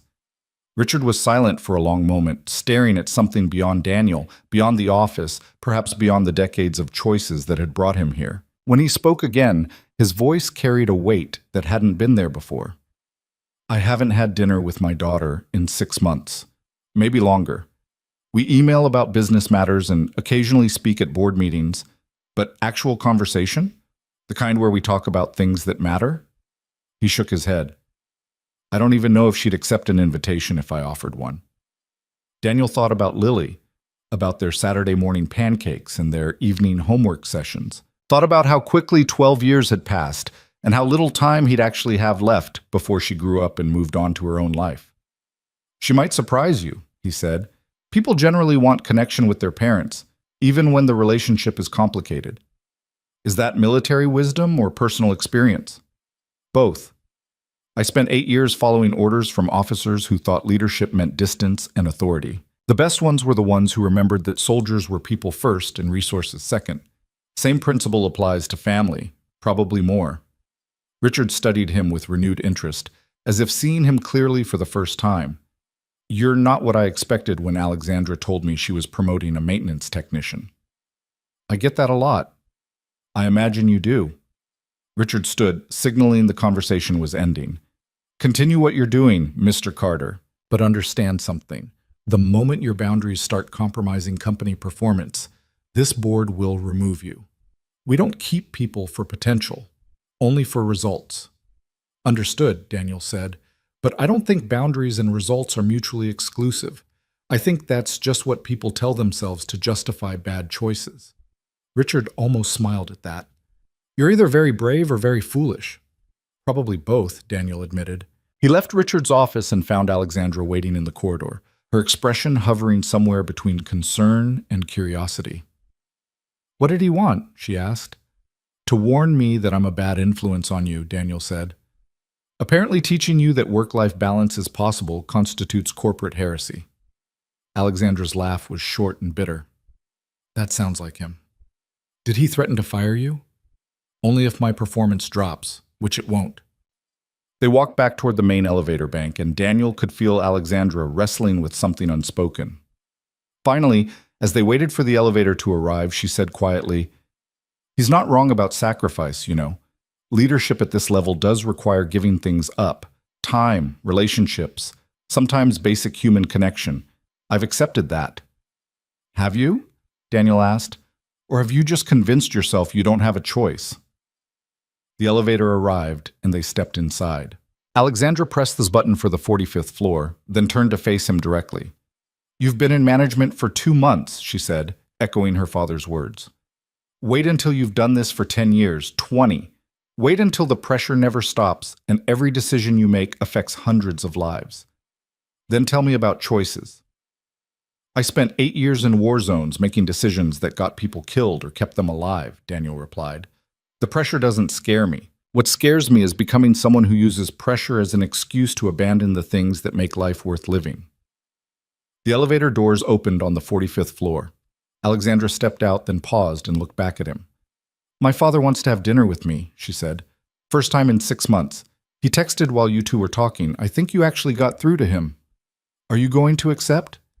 I don't know. Part of me thinks it's a trap, that he's going to spend the entire meal explaining why I'm doing everything wrong. Her expression was vulnerable in a way Daniel had never seen before. What would you do? Daniel thought about Richard Sterling's expression when he'd admitted he barely spoke to his daughter. Thought about regret and the slow accumulation of missed opportunities. I'd accept, he said. People don't change easily. If he's trying, even badly, that's worth acknowledging. Besides, worst case scenario, you get a free meal and confirmation that your father is still impossible. Best case, maybe you start rebuilding something. Alexandra nodded slowly. When did you become my therapist in addition to my infrastructure director? It's part of the job description. Didn't you read the fine print? She actually smiled at that. A real smile, not the professional mask she usually wore. Thank you, Daniel, for today, for standing up to the board, for whatever you said to my father that made him actually think about something besides quarterly returns.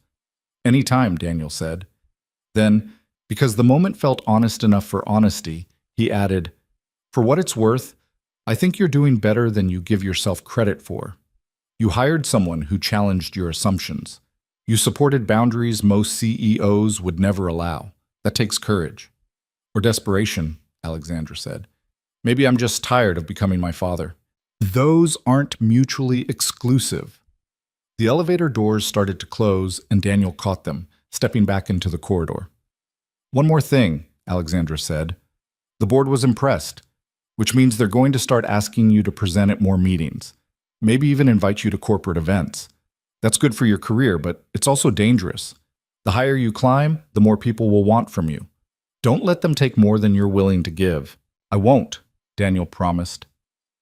He spent the rest of the day buried in work, reviewing maintenance schedules, approving equipment purchases, mediating a dispute between 2 technicians about proper protocol for refrigerant handling. Normal problems with normal solutions, a welcome relief after the intensity of the board meeting.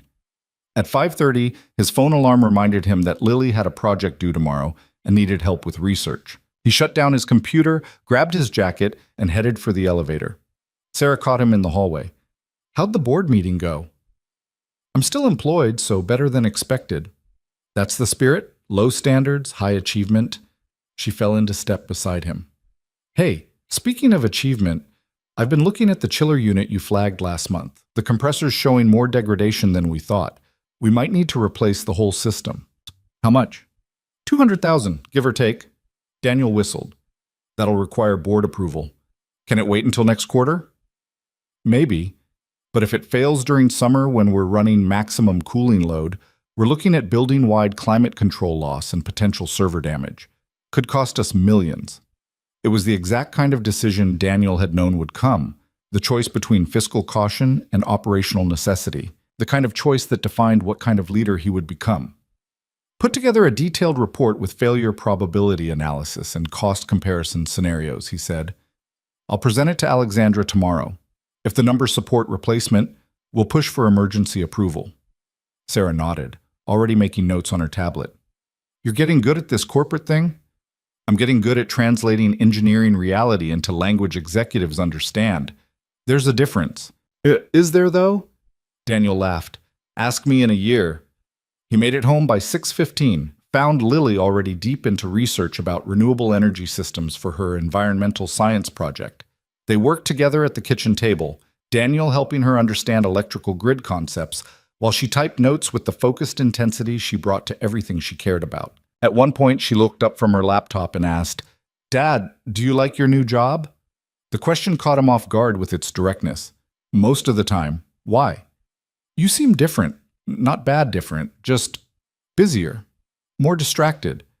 Daniel set down the article he'd been reading and gave her his full attention. Am I being distracted right now? Not present enough?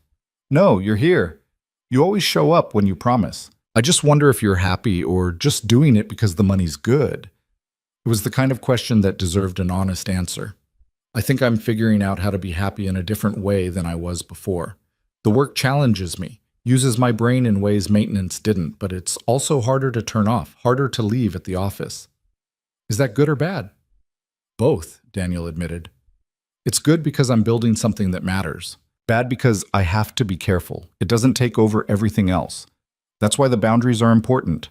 Why I still make it to your competitions and help with your homework and make pancakes on Saturdays. Lily nodded slowly, processing this. Mom used to say that work was just what you did to pay for life, that the real stuff happened when you came home.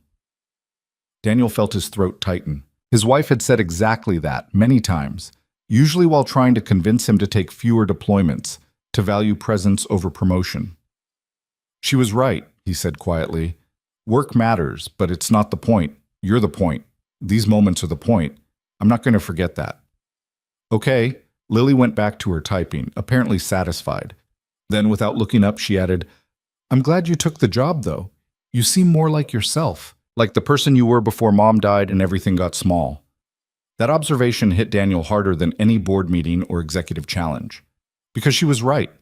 For 4 years, he'd been playing it safe, staying small, choosing security over ambition because grief and responsibility had made risk feel impossible. Alexandra's job offer hadn't just given him a promotion. It had given him permission to become himself again, the person who solved impossible problems and built things that mattered, as long as he could do it without losing sight of what mattered most.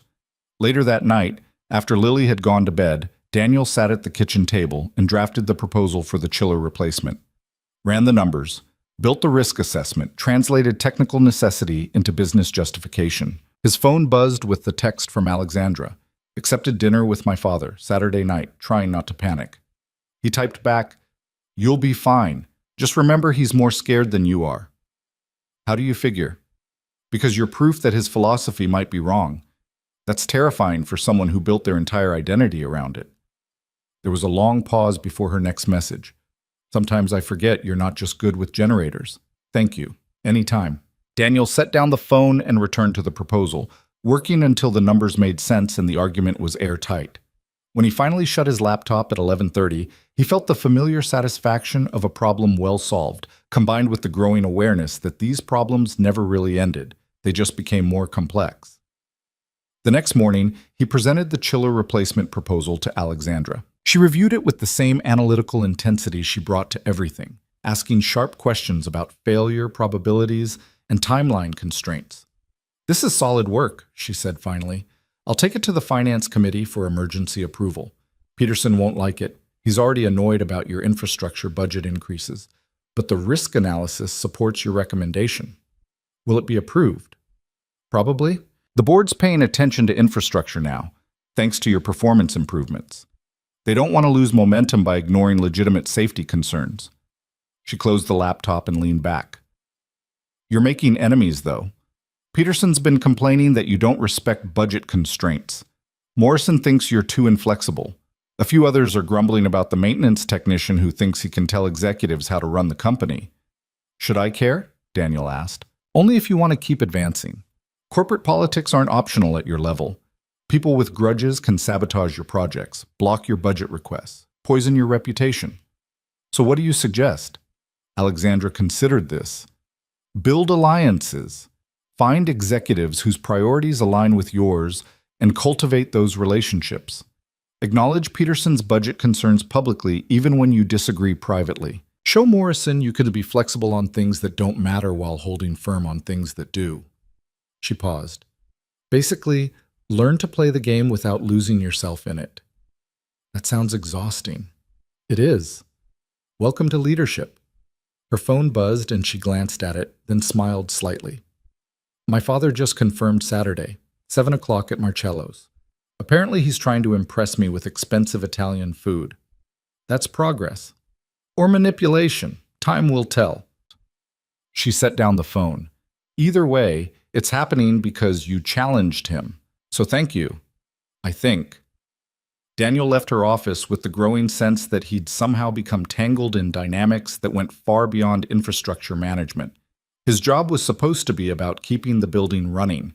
Instead, he found himself mediating between a CEO and her father, navigating corporate politics he barely understood, and trying to prove that boundaries and success could coexist, all while making sure he was home in time to help Lily with her science project. The following week brought the emergency finance committee meeting about the chiller replacement. Daniel presented his analysis to a room full of executives who clearly resented having their schedules disrupted for maintenance concerns. Peterson challenged every assumption, every cost projection, every timeline estimate. Morrison questioned whether the risk was really significant enough to justify immediate action. Two other executives suggested waiting until the next budget cycle to address the issue properly. Daniel held his ground, walked them through the engineering reality step by step, translated technical risk into language they understood, potential liability, business disruption, regulatory compliance issues. In the end, they approved it. Barely, with conditions about competitive bidding and timeline constraints that would make the project harder than it needed to be. But it was approved. Walking out of that meeting, Daniel felt both victorious and exhausted. He'd won the battle. But he could already see the war stretching ahead, a constant fight to prioritize infrastructure against executives who viewed it as an expense rather than an investment. Sarah was waiting in his office when he returned. "Well?" "Approved. With about 15 additional hoops to jump through, but approved. That's a win. Feels more like a compromise." "Welcome to management," Sarah said, echoing Alexandra's earlier words, "where victory just means you lost less than you could have." Daniel laughed despite himself. "How's the day-to-day looking?" "Smooth. Tony's got the maintenance crew running like a machine. No emergencies, no crisis calls, just normal operational excellence." "That's almost suspicious." "Right? I keep waiting for something to explode." Sarah settled into the chair across from his desk. "But seriously, things are good. Better than they've been in years. The team's got confidence because they know someone's actually fighting for resources and support. That matters more than you probably realize." It mattered to Daniel, too, in ways he was still learning to articulate. This wasn't just about keeping systems running anymore. It was about building something, a department, a culture, a way of working that valued both competence and humanity. Whether that could survive in the corporate environment remained to be seen. But for now, in this moment, it was working. And that would have to be enough. Saturday arrived with the kind of spring weather that made the city feel almost optimistic. Daniel spent the morning with Lily at the regional robotics finals, watching her team navigate the competition with the methodical precision she'd inherited from him and the creative problem-solving that was entirely her own. Her robot didn't win, placed fourth out of 23 teams, but the way her face lit up when the judges praised her innovative gripper design made Daniel's chest ache with pride. This was what mattered. Not board meetings or budget battles, but being present for moments like this. Afterward, over celebratory pizza that Lily insisted tasted better because they'd earned it, his phone buzzed with a text from Alexandra. The message was short. "Dinner with my father in 3 hours. Convince me this isn't a terrible idea." Daniel typed back, "It's probably a terrible idea. Do it anyway. Best decisions usually are." Her response came immediately. "That's not reassuring. Not supposed to be. It's supposed to be honest." There was a pause, then, "Thank you, I think." Lily looked up from her pizza. "Who are you texting?" "My boss. She's having dinner with her father tonight, and she's nervous about it." "Why would she be nervous about dinner with her dad? You and I have dinner every night." "Their relationship is complicated. They don't talk much." Lily frowned, processing this with the seriousness she brought to problems she didn't fully understand. "That's sad. Doesn't she know how lucky she is to have a dad?" The question hit Daniel harder than Lily probably intended. She'd been 8 when her mother died, old enough to remember, young enough that the grief had reshaped her understanding of what family meant. She knew, in ways most 12-year-olds didn't, that parents weren't guaranteed. "I think she's starting to figure that out," Daniel said quietly. "Sometimes people need to almost lose something before they understand its value." "That's dumb," Lily declared. "You should just know." "You're absolutely right, but people are complicated. We make mistakes, build walls, convince ourselves we don't need things we actually do. Takes someone pointing it out sometimes. Like you pointing it out to your boss's dad?" "Something like that." Lily nodded, satisfied with this explanation, and returned to her pizza. Daniel watched her for a moment, this fierce, brilliant person he'd somehow been trusted to raise, and felt the familiar gratitude mixed with terror that came with single parenthood. Every decision he made rippled through her life. Every choice about work or boundaries or priorities shaped who she would become. No pressure. His phone buzzed again. This time it was Tony. "Heads up, got a call from building security. Someone's been accessing the mechanical areas after hours. Might be nothing, but thought you should know." Daniel's protective instincts kicked in immediately. After the sabotage 2 months ago, any unusual activity in the infrastructure zone set off alarms. He typed back, "When?" "Last 3 nights. Always between midnight and 2 a.m. Badge access shows maintenance credentials, but security can't match the swipes to specific personnel. Pull the camera footage. I want to know who it is and what they're doing. Already on it. We'll send you files tonight." Daniel set down his phone, his mind already shifting into problem-solving mode. Could be innocent. A night shift worker doing legitimate repairs. Could be something else. Either way, he needed to know. "Dad?" Lily's voice pulled him back. "You okay? You got that look." "What look?" "The one you get when you're fixing something in your head. Like the rest of the world disappears and it's just you and the problem." Daniel smiled despite the tension. "Just work stuff. Nothing urgent. How about we get ice cream before heading home?" "Really? Ice cream after pizza?" "You qualified for regionals. That deserves ice cream." Lily's grin was worth whatever stomach ache would follow. They spent the rest of the afternoon in the kind of easy companionship that made all the complicated parts of Daniel's life feel manageable. Walked through the park near their apartment, talked about her upcoming science fair project, debated whether her robot needed a better name than Grabber 3000. By the time they got home, Daniel's phone had 3 new messages from Tony with attached security footage. He waited until Lily was settled in her room working on homework, then opened the files on his laptop. The footage showed a figure in maintenance coveralls entering the mechanical room at 12:47 a.m., moving with the deliberate purpose of someone who knew exactly where they were going. The person avoided camera angles skillfully, enough to suggest familiarity with the security setup.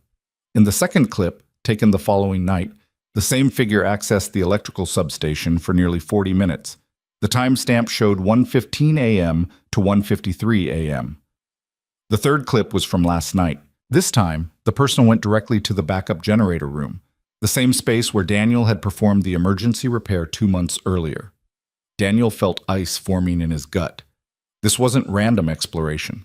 This was systematic reconnaissance. Someone was studying Orion's infrastructure with concerning thoroughness. He called Tony immediately. "You saw the footage?" Tony asked without preamble. "Yeah, that's not maintenance activity. That's someone planning something." "That's what I thought. Security's trying to trace the badge access, but it's showing as a generic maintenance credential. Someone either cloned a badge or hacked the system." "What did they access in the generator room?" "Can't tell from the cameras, but they were at the control panel for about 20 minutes. The same control panel Daniel had jury-rigged with Arduino and Prayer. The system they'd eventually replaced with proper components, but which still represented a potential vulnerability if someone knew what they were looking for. "I'm coming in," Daniel said, already grabbing his jacket. "Now, it's Saturday evening." "Someone's casing our infrastructure, Tony. I'm not waiting until Monday to figure out why." He stuck his head into Lily's room. "Hey, kiddo, I need to run into the office for a couple hours. Emergency situation. You okay here?" Lily looked up from her homework with the resigned expression of someone who'd learned that emergencies didn't follow convenient schedules. "Is it serious?" "Maybe. Probably just precautionary. I'll be back before bedtime." "Promise?" "Promise. Mrs. Chen next door has my number if you need anything." "I know, Dad. I'm 12, not 6. I can handle 2 hours alone." Daniel kissed the top of her head anyway. "Order whatever you want for dinner. My credit card's on the counter." "Even Thai food?" "Even Thai food. Just don't tell your dentist about the dessert." The drive to Orion Tower took 30 minutes in light weekend traffic. Daniel spent the entire time running scenarios. Could be corporate espionage, a competitor studying their systems to find vulnerabilities. Could be a disgruntled employee planning sabotage. Could be something else entirely. Whatever it was, it felt wrong. Tony and Sarah were already in the security office when Daniel arrived, huddled around multiple monitors showing live feeds from throughout the building. The weekend security supervisor, a retired police officer named Martinez, was scrolling through access logs with the methodical patience of someone who'd spent decades investigating crimes. "Anything new?" Daniel asked. Martinez gestured to his screen.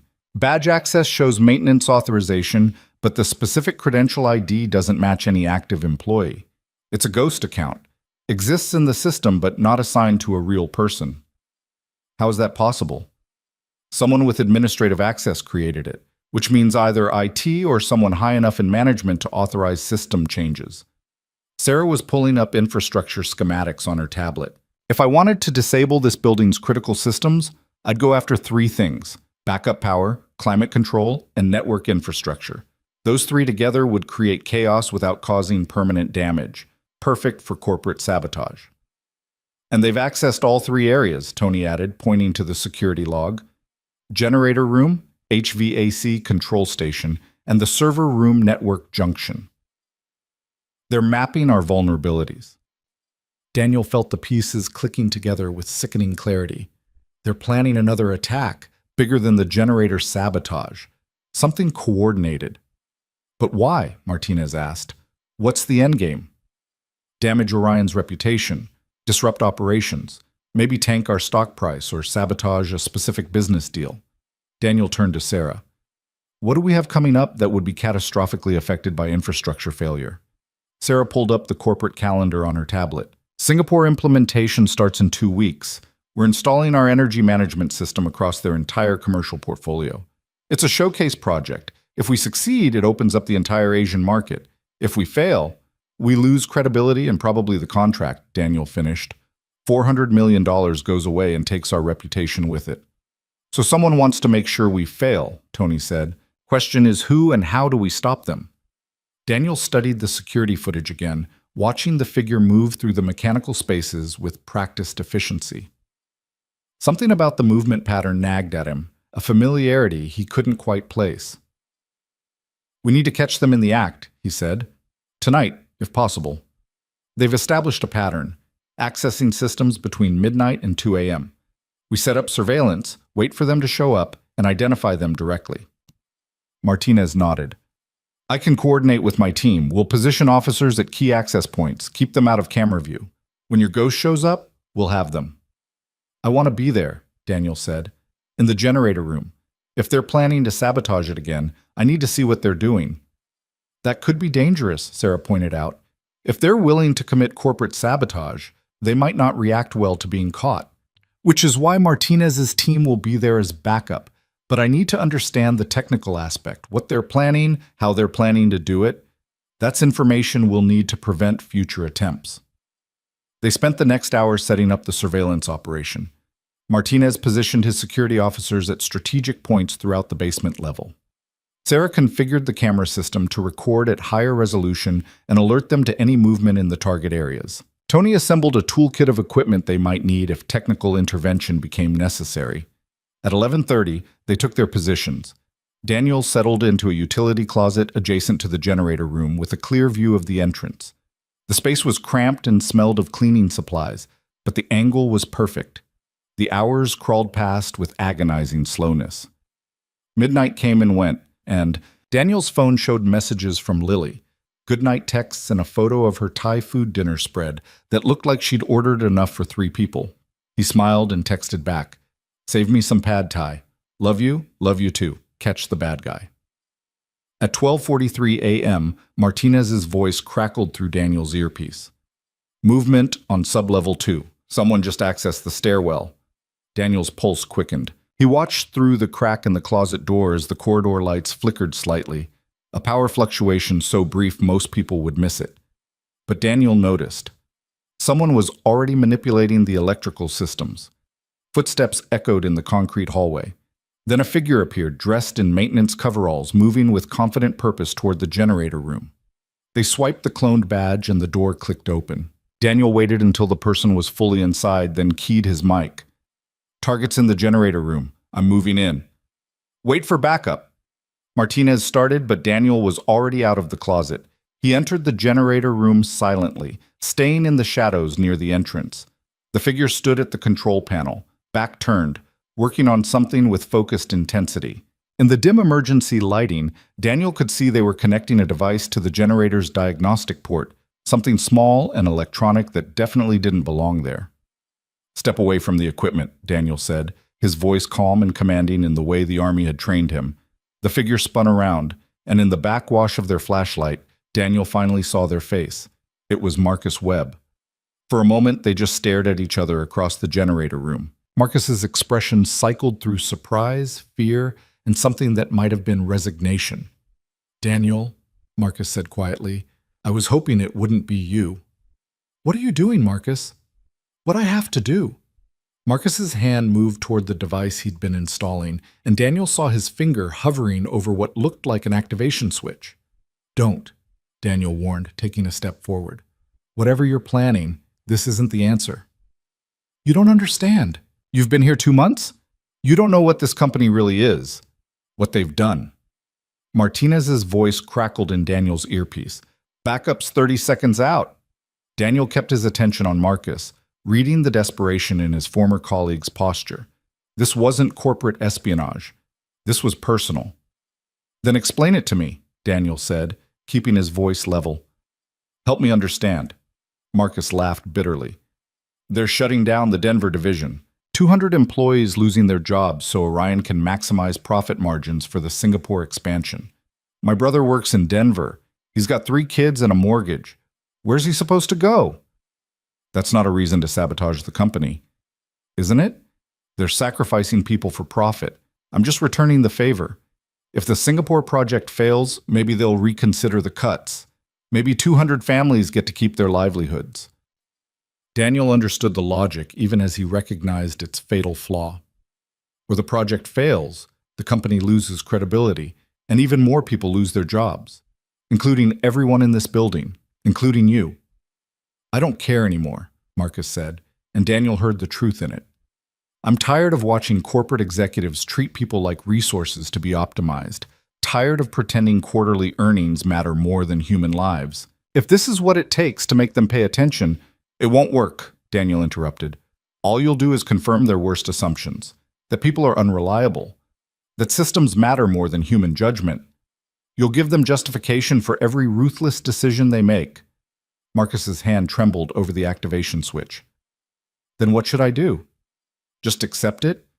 Watch my brother lose everything while Sterling buys another vacation home?" "No," Daniel said firmly. You fight it the right way. Document the decision-making process. Get employee testimony. Take it to the board, to the press if necessary. Show them that loyalty matters, that people matter, but not like this. Not with sabotage that proves you're exactly as unreliable as they assume. Security officers appeared in the doorway behind Daniel, but he held up a hand, keeping them back. This moment balanced on an edge.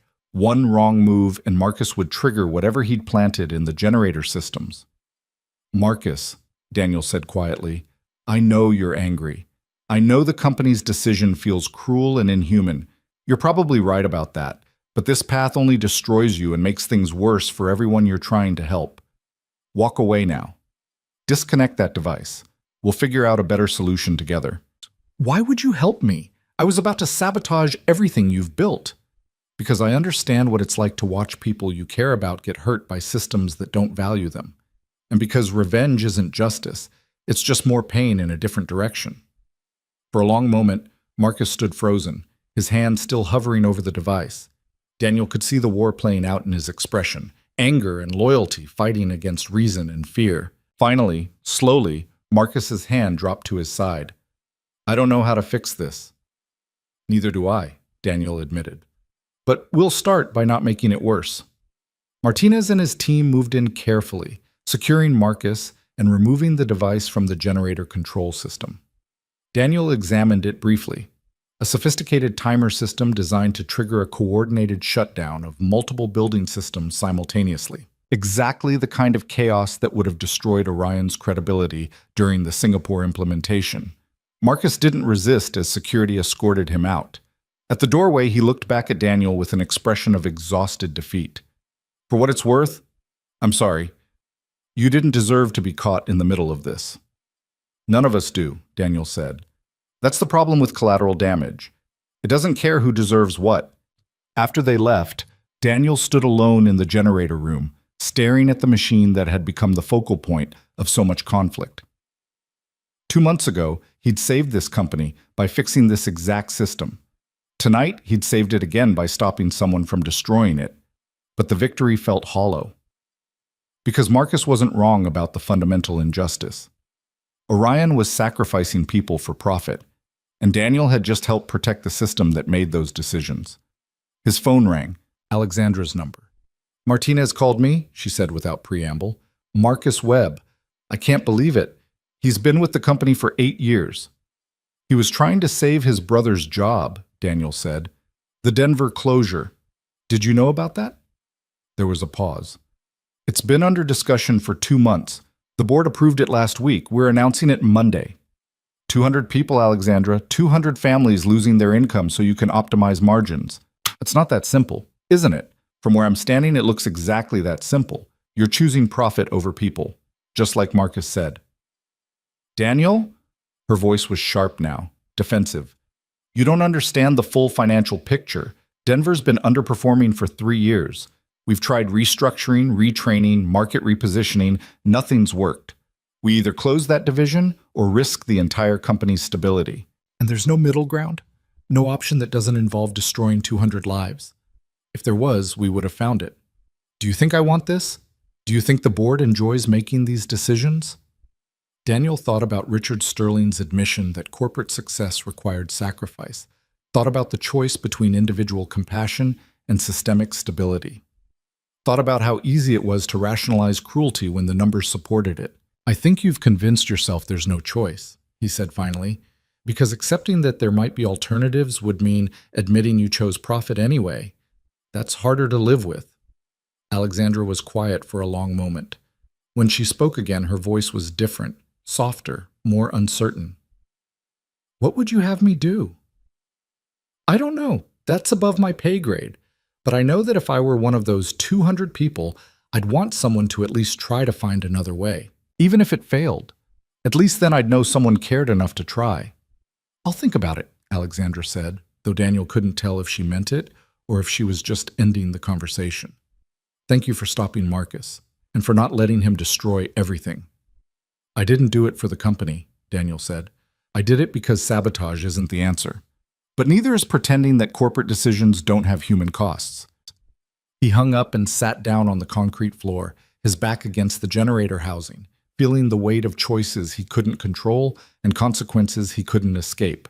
His phone showed 2:17 a.m. Lily would be asleep by now, safe in her bed, trusting that her father was doing the right thing. Daniel hoped he had been. But right now, in this moment, he honestly wasn't sure. Daniel made it home at 3:15 in the morning, exhausted and troubled in ways that had nothing to do with lack of sleep. He checked on Lily, sound asleep with her robotics notebook still open on her nightstand, then collapsed onto his own bed without bothering to undress. His phone buzzed at 7:30 with a message from Alexandra. Emergency board meeting, 9 a.m. Your presence requested. He groaned and dragged himself to the shower, then woke Lily for their usual Sunday morning routine. She took one look at his face and announced she was making the pancakes today because he looked like he'd been hit by a truck. Just a long night, Daniel said, accepting a cup of coffee she'd somehow learned to brew properly in the past month. Work stuff. The bad guy thing? Yeah, we caught him, but it's complicated. Lily flipped a pancake with the confidence of someone who'd watched him do it 100 times. Bad guys usually are. At least in the good stories. The boring ones just want money or whatever. The interesting ones think they're heroes. Daniel looked at his daughter with renewed amazement. When had she gotten so perceptive? That's exactly right, he said. This one thought he was protecting people. He was just doing it the wrong way. So what happens to him? I don't know yet. That's being decided today. They ate breakfast together in comfortable silence. Then Daniel left her with plans to visit her friend Emma while he dealt with whatever corporate reckoning awaited at Orion Tower.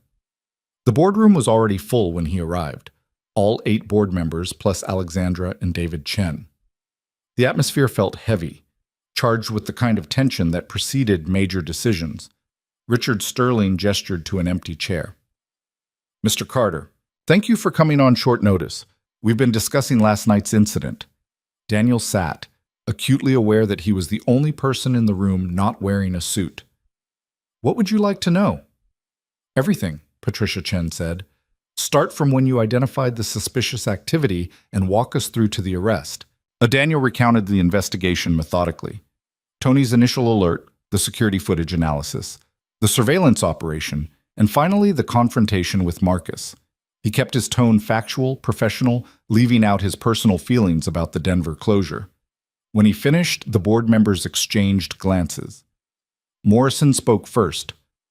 Marcus Webb claimed he was trying to prevent the Denver division closure by sabotaging the Singapore project. Is that your understanding? That's what he told me, yes. And you talked him down, convinced him to surrender peacefully. I did. Richard leaned forward. How? What did you say that changed his mind? Daniel considered his answer carefully.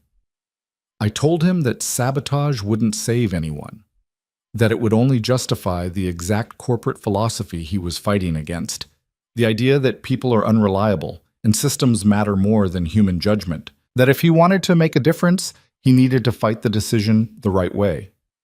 The right way being what, exactly? Richard's tone suggested genuine curiosity rather than challenge. Transparency, documentation, showing the board that the people in Denver are assets worth preserving, not just expenses to eliminate.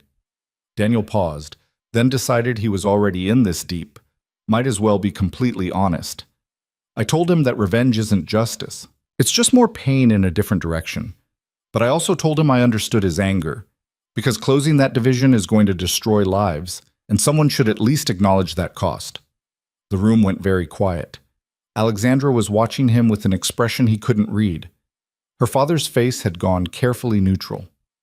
Finally, William spoke. You're suggesting the board hasn't adequately considered the human impact of the Denver closure? I'm suggesting that from Marcus's perspective, and probably from the perspective of 200 employees, it looks like the company values quarterly earnings more than the people who generate them.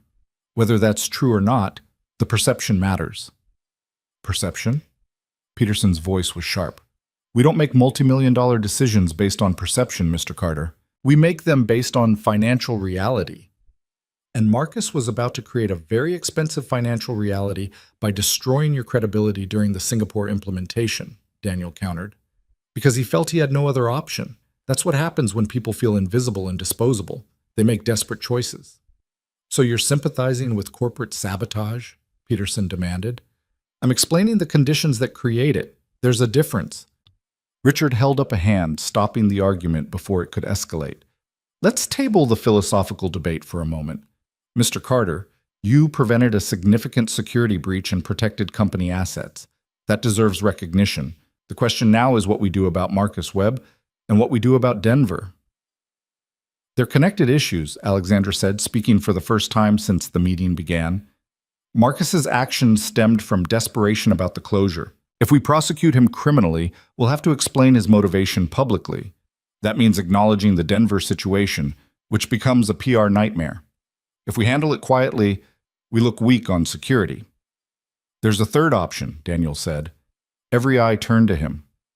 Don't close Denver, he continued, or at least don't close it the way you're planning. Marcus said you've tried restructuring and market repositioning, but have you considered different applications for that division's capabilities? Different markets or services that might be more viable? We've explored all reasonable alternatives, Peterson said flatly. The division's not profitable. End of analysis. Is it? Daniel challenged. Because from what I've seen in 2 months of managing infrastructure, this company tends to view problems through a very narrow lens. You optimize for short-term profit and assume that's the only metric that matters. But there are other kinds of value. Employee expertise, community presence, operational flexibility. Those things don't show up on quarterly reports, but they matter. Patricia Chen was nodding slowly. He has a point. Denver has institutional knowledge we'd lose permanently if we shut down. Some of our most experienced engineers work there. Experience we can relocate or replace, Williams argued. Can you, though? Daniel asked. How many of those 200 people would actually relocate versus just finding jobs elsewhere? And what's the real cost of rebuilding that expertise from scratch? Richard was studying Daniel with the same intense focus he'd shown during their first private conversation. You seem to have given this considerable thought for someone who learned about it 12 hours ago.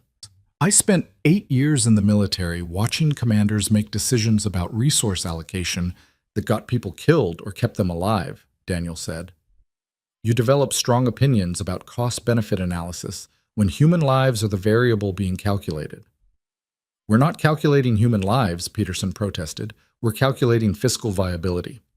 Those are the same thing, Daniel replied quietly. Every job lost is a life disrupted. Every family affected is a cost that doesn't appear on your spreadsheets.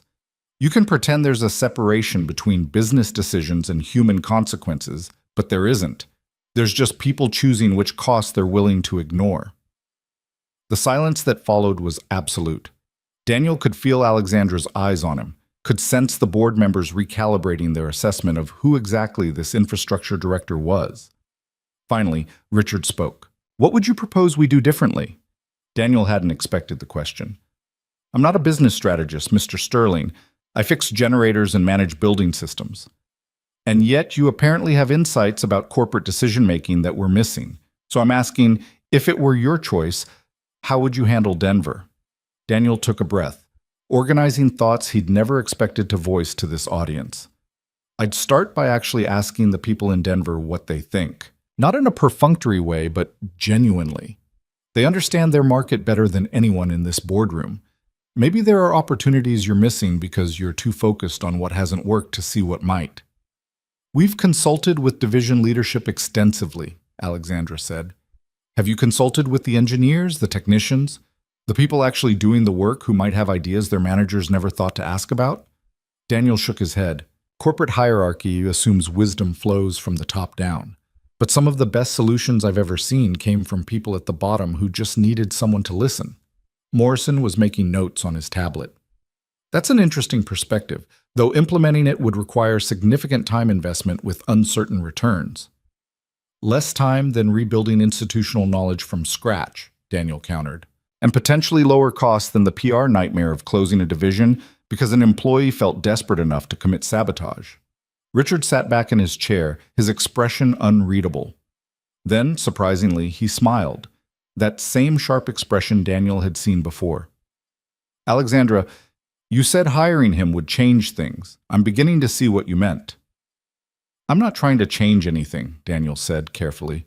I'm just pointing out that the way things are isn't the only way they could be. Which is exactly what change looks like, Patricia Chen said. Someone standing in a room full of people who've always done things one way and suggesting there might be another path. She looked at Richard. I move that we table the Denver closure for 30 days while we conduct a comprehensive review involving employee input at all levels. If we genuinely can't find a viable alternative, we proceed as planned, but at least we'll know we tried everything. Seconded, Morrison said immediately.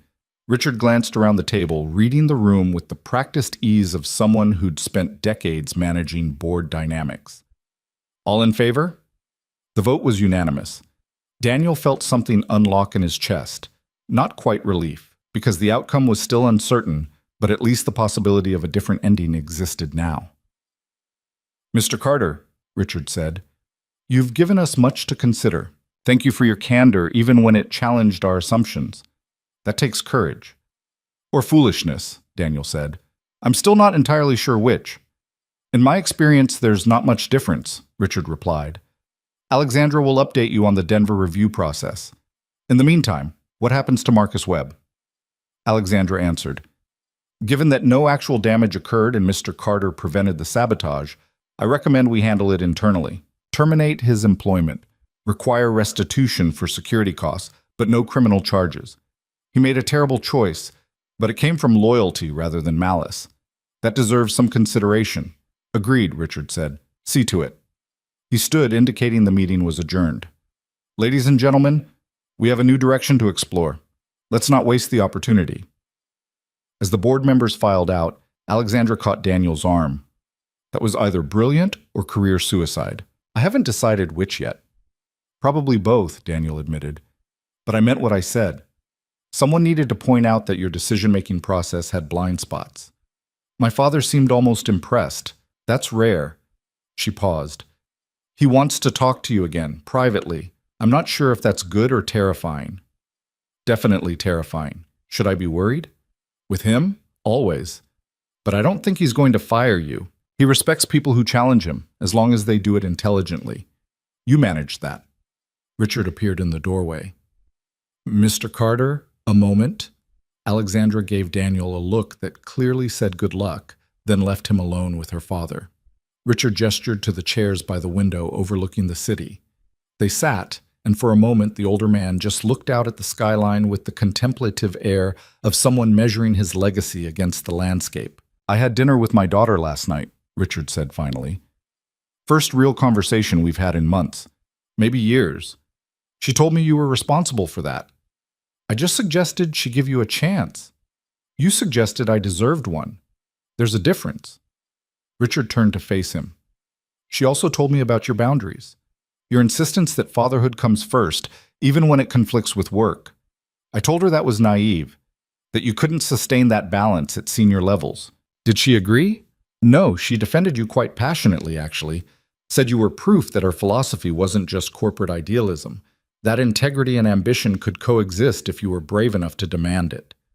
Richard's expression softened almost imperceptibly. She believes in you, Mr. Carter, in what you represent. And I'm beginning to think she might be right. About what specifically? About everything. About the fact that success doesn't require the kind of sacrifice I've always assumed was mandatory. About the possibility that corporate culture could value humanity without compromising performance. About whether my entire philosophy of leadership has been fundamentally flawed. Richard's voice held a vulnerability Daniel had never heard before. I built an empire by treating people like resources, and I lost my daughter in the process. That's a trade I'm not certain was worth making. Daniel thought about his conversation with Lily that morning, about her observation that interesting bad guys think they're heroes. Richard Sterling wasn't a villain. He was just someone who'd optimized for the wrong variables and was only now beginning to understand the cost. It's not too late, Daniel said. You had dinner with her. That's a start. You voted to reconsider Denver. That's growth. People can change if they're willing to admit they need to. At 72 years old. Especially at 72. You've got less time to waste on being wrong. Richard laughed, a genuine sound of surprised amusement. My daughter said you were direct. She understated it considerably. He stood, extending his hand. Keep doing what you're doing, Mr. Carter. Keep challenging assumptions and protecting your boundaries. And keep reminding the rest of us that the numbers on a spreadsheet represent actual human lives. We need that perspective more than we're usually willing to admit. Daniel shook his hand, feeling the strange sense of having crossed some invisible threshold. When he'd walked into Orion Tower 3 months ago to fix a generator in crisis, he'd never imagined ending up here, influencing board decisions and counseling CEOs about their relationship with their fathers. Life had a way of taking you places you never planned to go. He left the building and drove home through Sunday afternoon traffic, his mind processing everything that had happened in the past 24 hours. Caught a saboteur, challenged a board, possibly saved 200 jobs while simultaneously risking his own. Not bad for a weekend. Lily was home when he arrived, sprawled on the couch with her laptop, apparently video chatting with Emma about their science fair project. She looked up when he entered and immediately read his expression. Good meeting or bad meeting? Weird meeting, Daniel said, but probably good. I'm still figuring it out. Did the bad guy go to jail? No. He lost his job, but no jail. Turns out he wasn't really a bad guy, just a desperate one. There's a difference. Lily considered this. Like you said at breakfast, he thought he was the hero. Exactly like that. She returned to her video chat, and Daniel retreated to the kitchen, making coffee he didn't really need just to have something to do with his hands while his brain processed. His phone buzzed with a text from Alexandra. My father just told me he's proud of me, first time in approximately 15 years. Whatever you said to him, thank you. Daniel typed back. I just pointed out that he was wasting time he didn't have on the wrong priorities. Apparently that qualified as profound wisdom. To him it did. He's been so focused on profit and performance for so long, he forgot there were other metrics that mattered. You reminded him. Happy to help. How was dinner last night? Awkward, hopeful. We're having another one next month. Small steps, best kind. There was a pause, then, I've been thinking about what you said, about fighting the right way. I want you involved in the Denver review, not just as infrastructure director, but as someone who understands what we're actually trying to preserve. Will you do it? Daniel looked at his daughter on the couch, thought about his promise to keep boundaries, to never let work consume the things that mattered most. Then he thought about 200 families in Denver who deserved someone fighting for them the right way. Yes. But with conditions. I'm not sacrificing my commitments to Lily. We work around her schedule, not through it. Agreed. Thank you, Daniel. For everything. He set down the phone and walked back to the living room, settling onto the couch beside Lily. She immediately rearranged herself to lean against him, still chattering to Emma about voltage calculations and circuit design, completely comfortable with his presence. This was what success actually looked like. Not corner offices or board meetings or six-figure salaries, though those things had their place, but being present for the person who needed him, building a life that balanced ambition with love, refusing to sacrifice one for the other. The following month unfolded with the kind of intensity Daniel was learning to recognize as normal for corporate leadership. The Denver review consumed enormous energy, conference calls with engineers, facility tours, financial modeling sessions, endless meetings where people argued about projections and possibilities. But Daniel kept his boundaries, made it to Lily's science fair where her renewable energy project won second place, maintained Saturday morning pancakes, left the office by 6 whenever possible and refused to check email after 8 p.m. And slowly, the Denver situation began to shift. Employee input revealed opportunities the original analysis had missed. Potential contracts with renewable energy companies, specialized training programs that could reposition the division's expertise, partnerships with local universities for research and development. None of it was guaranteed, but it was possible. And possibility was what had been missing from the original closure decision. 6 weeks after the board meeting, Alexandra called Daniel to her office with news. We're not closing Denver, she said without preamble. The board approved a restructuring plan that preserves the division while repositioning it for different markets. We'll still have some job cuts, about 30 positions, but we're offering relocation, retraining, and severance packages that actually respect people's contributions. It's not perfect, but it's better. Daniel felt relief wash through him. That's good news. It's your news. You're the one who convinced the board there was another way. Alexandra smiled. Marcus Webb sent me a letter from whatever job he's found. thanked me for not prosecuting him, and said he hopes the company actually learned something from his mistake. I think we did. What did we learn? That the foundation that keeps a company standing isn't just infrastructure and systems. It's people. Their loyalty, their expertise, their belief that what they do matters. You can't optimize that into a spreadsheet, but it's real, and it's valuable. She paused. My father's been talking to me more. Actually listening instead of just lecturing. We're rebuilding something, slowly. That's good, Daniel said sincerely. It is. And it's because you had the courage to tell him the truth when everyone else just told him what he wanted to hear. Alexandra stood and walked to her window, looking out over the city. I used to think leadership meant having all the answers, making the tough calls, optimizing for maximum efficiency. Now I'm starting to understand it's something different. What is it? Courage to admit you might be wrong, humility to listen to people you'd normally ignore, integrity to protect what matters even when it costs you something. She turned back to face him. You've taught me that, Daniel, by example, not lecture. By being exactly who you are and refusing to compromise it for corporate advancement. Daniel felt uncomfortable with the praise. I'm just doing my job. No, you're doing much more than that. You're changing the culture of this company one decision at a time. That matters more than any generator repair or system upgrade. 3 months later, Daniel stood in the mechanical room where his journey with Orion had begun, watching Tony train a new technician on proper generator maintenance protocols. The massive Cummins system hummed smoothly, its control panel now displaying the proper factory components they'd eventually installed to replace his improvised Arduino solution. Sarah appeared beside him, tablet in hand. Infrastructure performance metrics for the quarter just came in. 99.9% uptime, 0 emergency failures, preventive maintenance compliance at 100% across all systems. That's good work, Daniel said. That's your leadership, Sarah corrected. This department was barely functional when you arrived. Now we're the model other divisions are trying to replicate. That's transformation. It's just competence and adequate resources, which you fought for, which you convinced executives actually mattered. She smiled. Stop being humble. Take credit for success occasionally. Daniel's phone buzzed with a reminder. Lily's regional robotics finals started in 2 hours. He'd blocked the time weeks ago, made sure his schedule was clear, arranged backup coverage for any potential emergencies. I have to go, he told Sarah. Lily's competition. Of course, we've got everything covered here. Go watch your daughter be brilliant.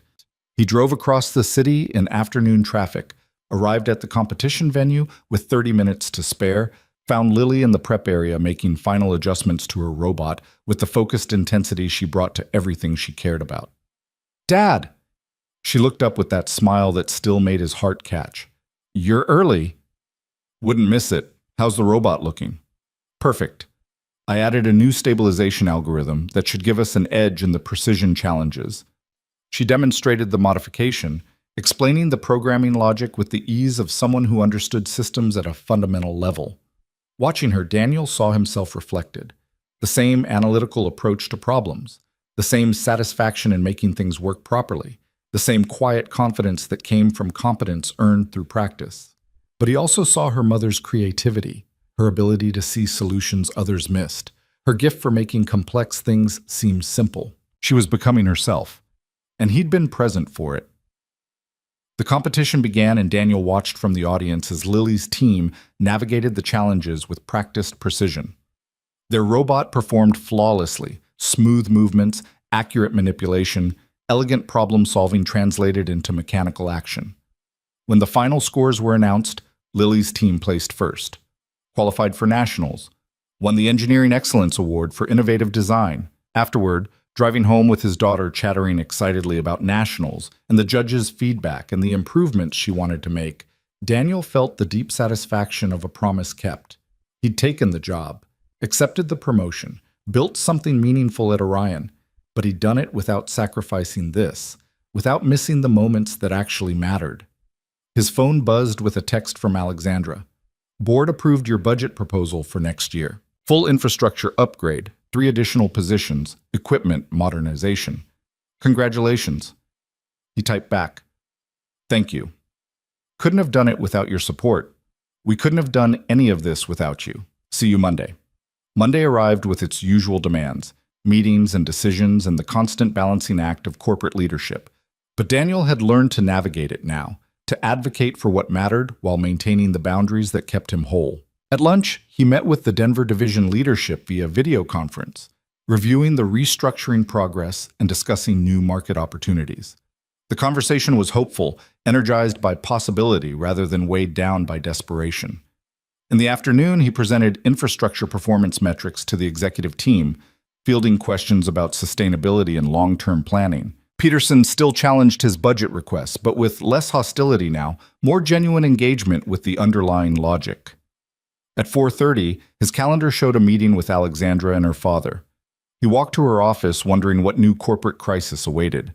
Instead, he found them sitting together reviewing what looked like family photos on Alexandra's laptop, talking quietly about memories and choices and the complicated dance of rebuilding a relationship. They looked up when he entered, and Richard smiled, that sharp expression that Daniel had learned meant approval rather than challenge.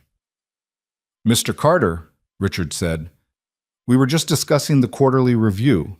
Your department's performance continues to exceed expectations." "Thank you, sir." "Stop calling me sir. We've had enough conversations that you've earned the right to use my first name." Richard stood and extended his hand. "Richard, and I wanted to tell you that the Denver restructuring is working. Early results suggest we may actually turn that division profitable within 18 months. That's your doing." "It's their doing," Daniel corrected. "I just made sure someone listened to them." "Which is exactly what leadership should be," Alexandra added. "You've taught us that." Daniel left their office feeling the strange satisfaction of having influenced something larger than himself. He'd fixed generators and managed infrastructure, but he'd also changed minds, shifted priorities, reminded people that the metrics that mattered most weren't always the ones on financial reports. That evening, sitting at their kitchen table with Lily working on homework and Daniel reviewing reports, his daughter looked up and asked, "Dad, are you happy?" The question surprised him with its directness. "What makes you ask?" "You just seem different than you did a year ago. More like yourself. I wanted to make sure it was the good kind of different." Daniel set down his work and gave her his full attention. "I'm happy. The job's challenging and sometimes frustrating, but I'm doing work that matters with people I respect. And I'm still here for you, which is the most important part. So yes, kiddo, I'm happy." "Good," Lily said simply, and returned to her math problems as if she hadn't just asked one of the most important questions Daniel had ever been asked. Later, after she'd gone to bed, Daniel stood at their apartment window looking out at the city lights. Orion Tower was visible in the distance, lit up against the night sky, its systems running smoothly because people like him and Sarah and Tony kept them that way.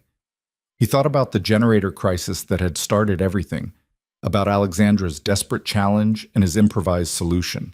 Thought about the path from that moment to this one, the promotion, the boundaries, the battles fought and occasionally won. He thought about Marcus Webb, who'd made terrible choices from good intentions, and Richard Sterling, who was learning that success measured in dollars sometimes cost more than it was worth. He thought about Alexandra, finding her way toward a leadership philosophy that valued humanity alongside performance, courage alongside competence. And he thought about Lily, asleep in her room, brilliant and fierce, and growing up so fast, the reason for every choice he'd made and every boundary he'd defended. The foundation of everything that mattered wasn't in the basement of Orion Tower with its generators and systems and mechanical infrastructure. It was here, in this modest apartment with the leaky bathroom and outdated appliances. In Saturday morning, pancakes and robotics competitions and homework help at the kitchen table, in being present for the person who needed him most. In understanding that the strongest foundations in life weren't built from ambition alone, but from trust and responsibility and the courage to change. Daniel had saved a company by fixing a generator, but he'd saved himself by remembering that some things were more important than any job, any salary, any measure of corporate success. And that was a lesson worth more than all the bonuses and promotions in the world. He closed the curtains and went to bed, ready for whatever challenges Monday would bring, secure in the knowledge that he'd built something real, not just at Orion, but in his own life. A foundation that would hold, not because it was perfect, but because it was built on the things that actually mattered. and that was enough.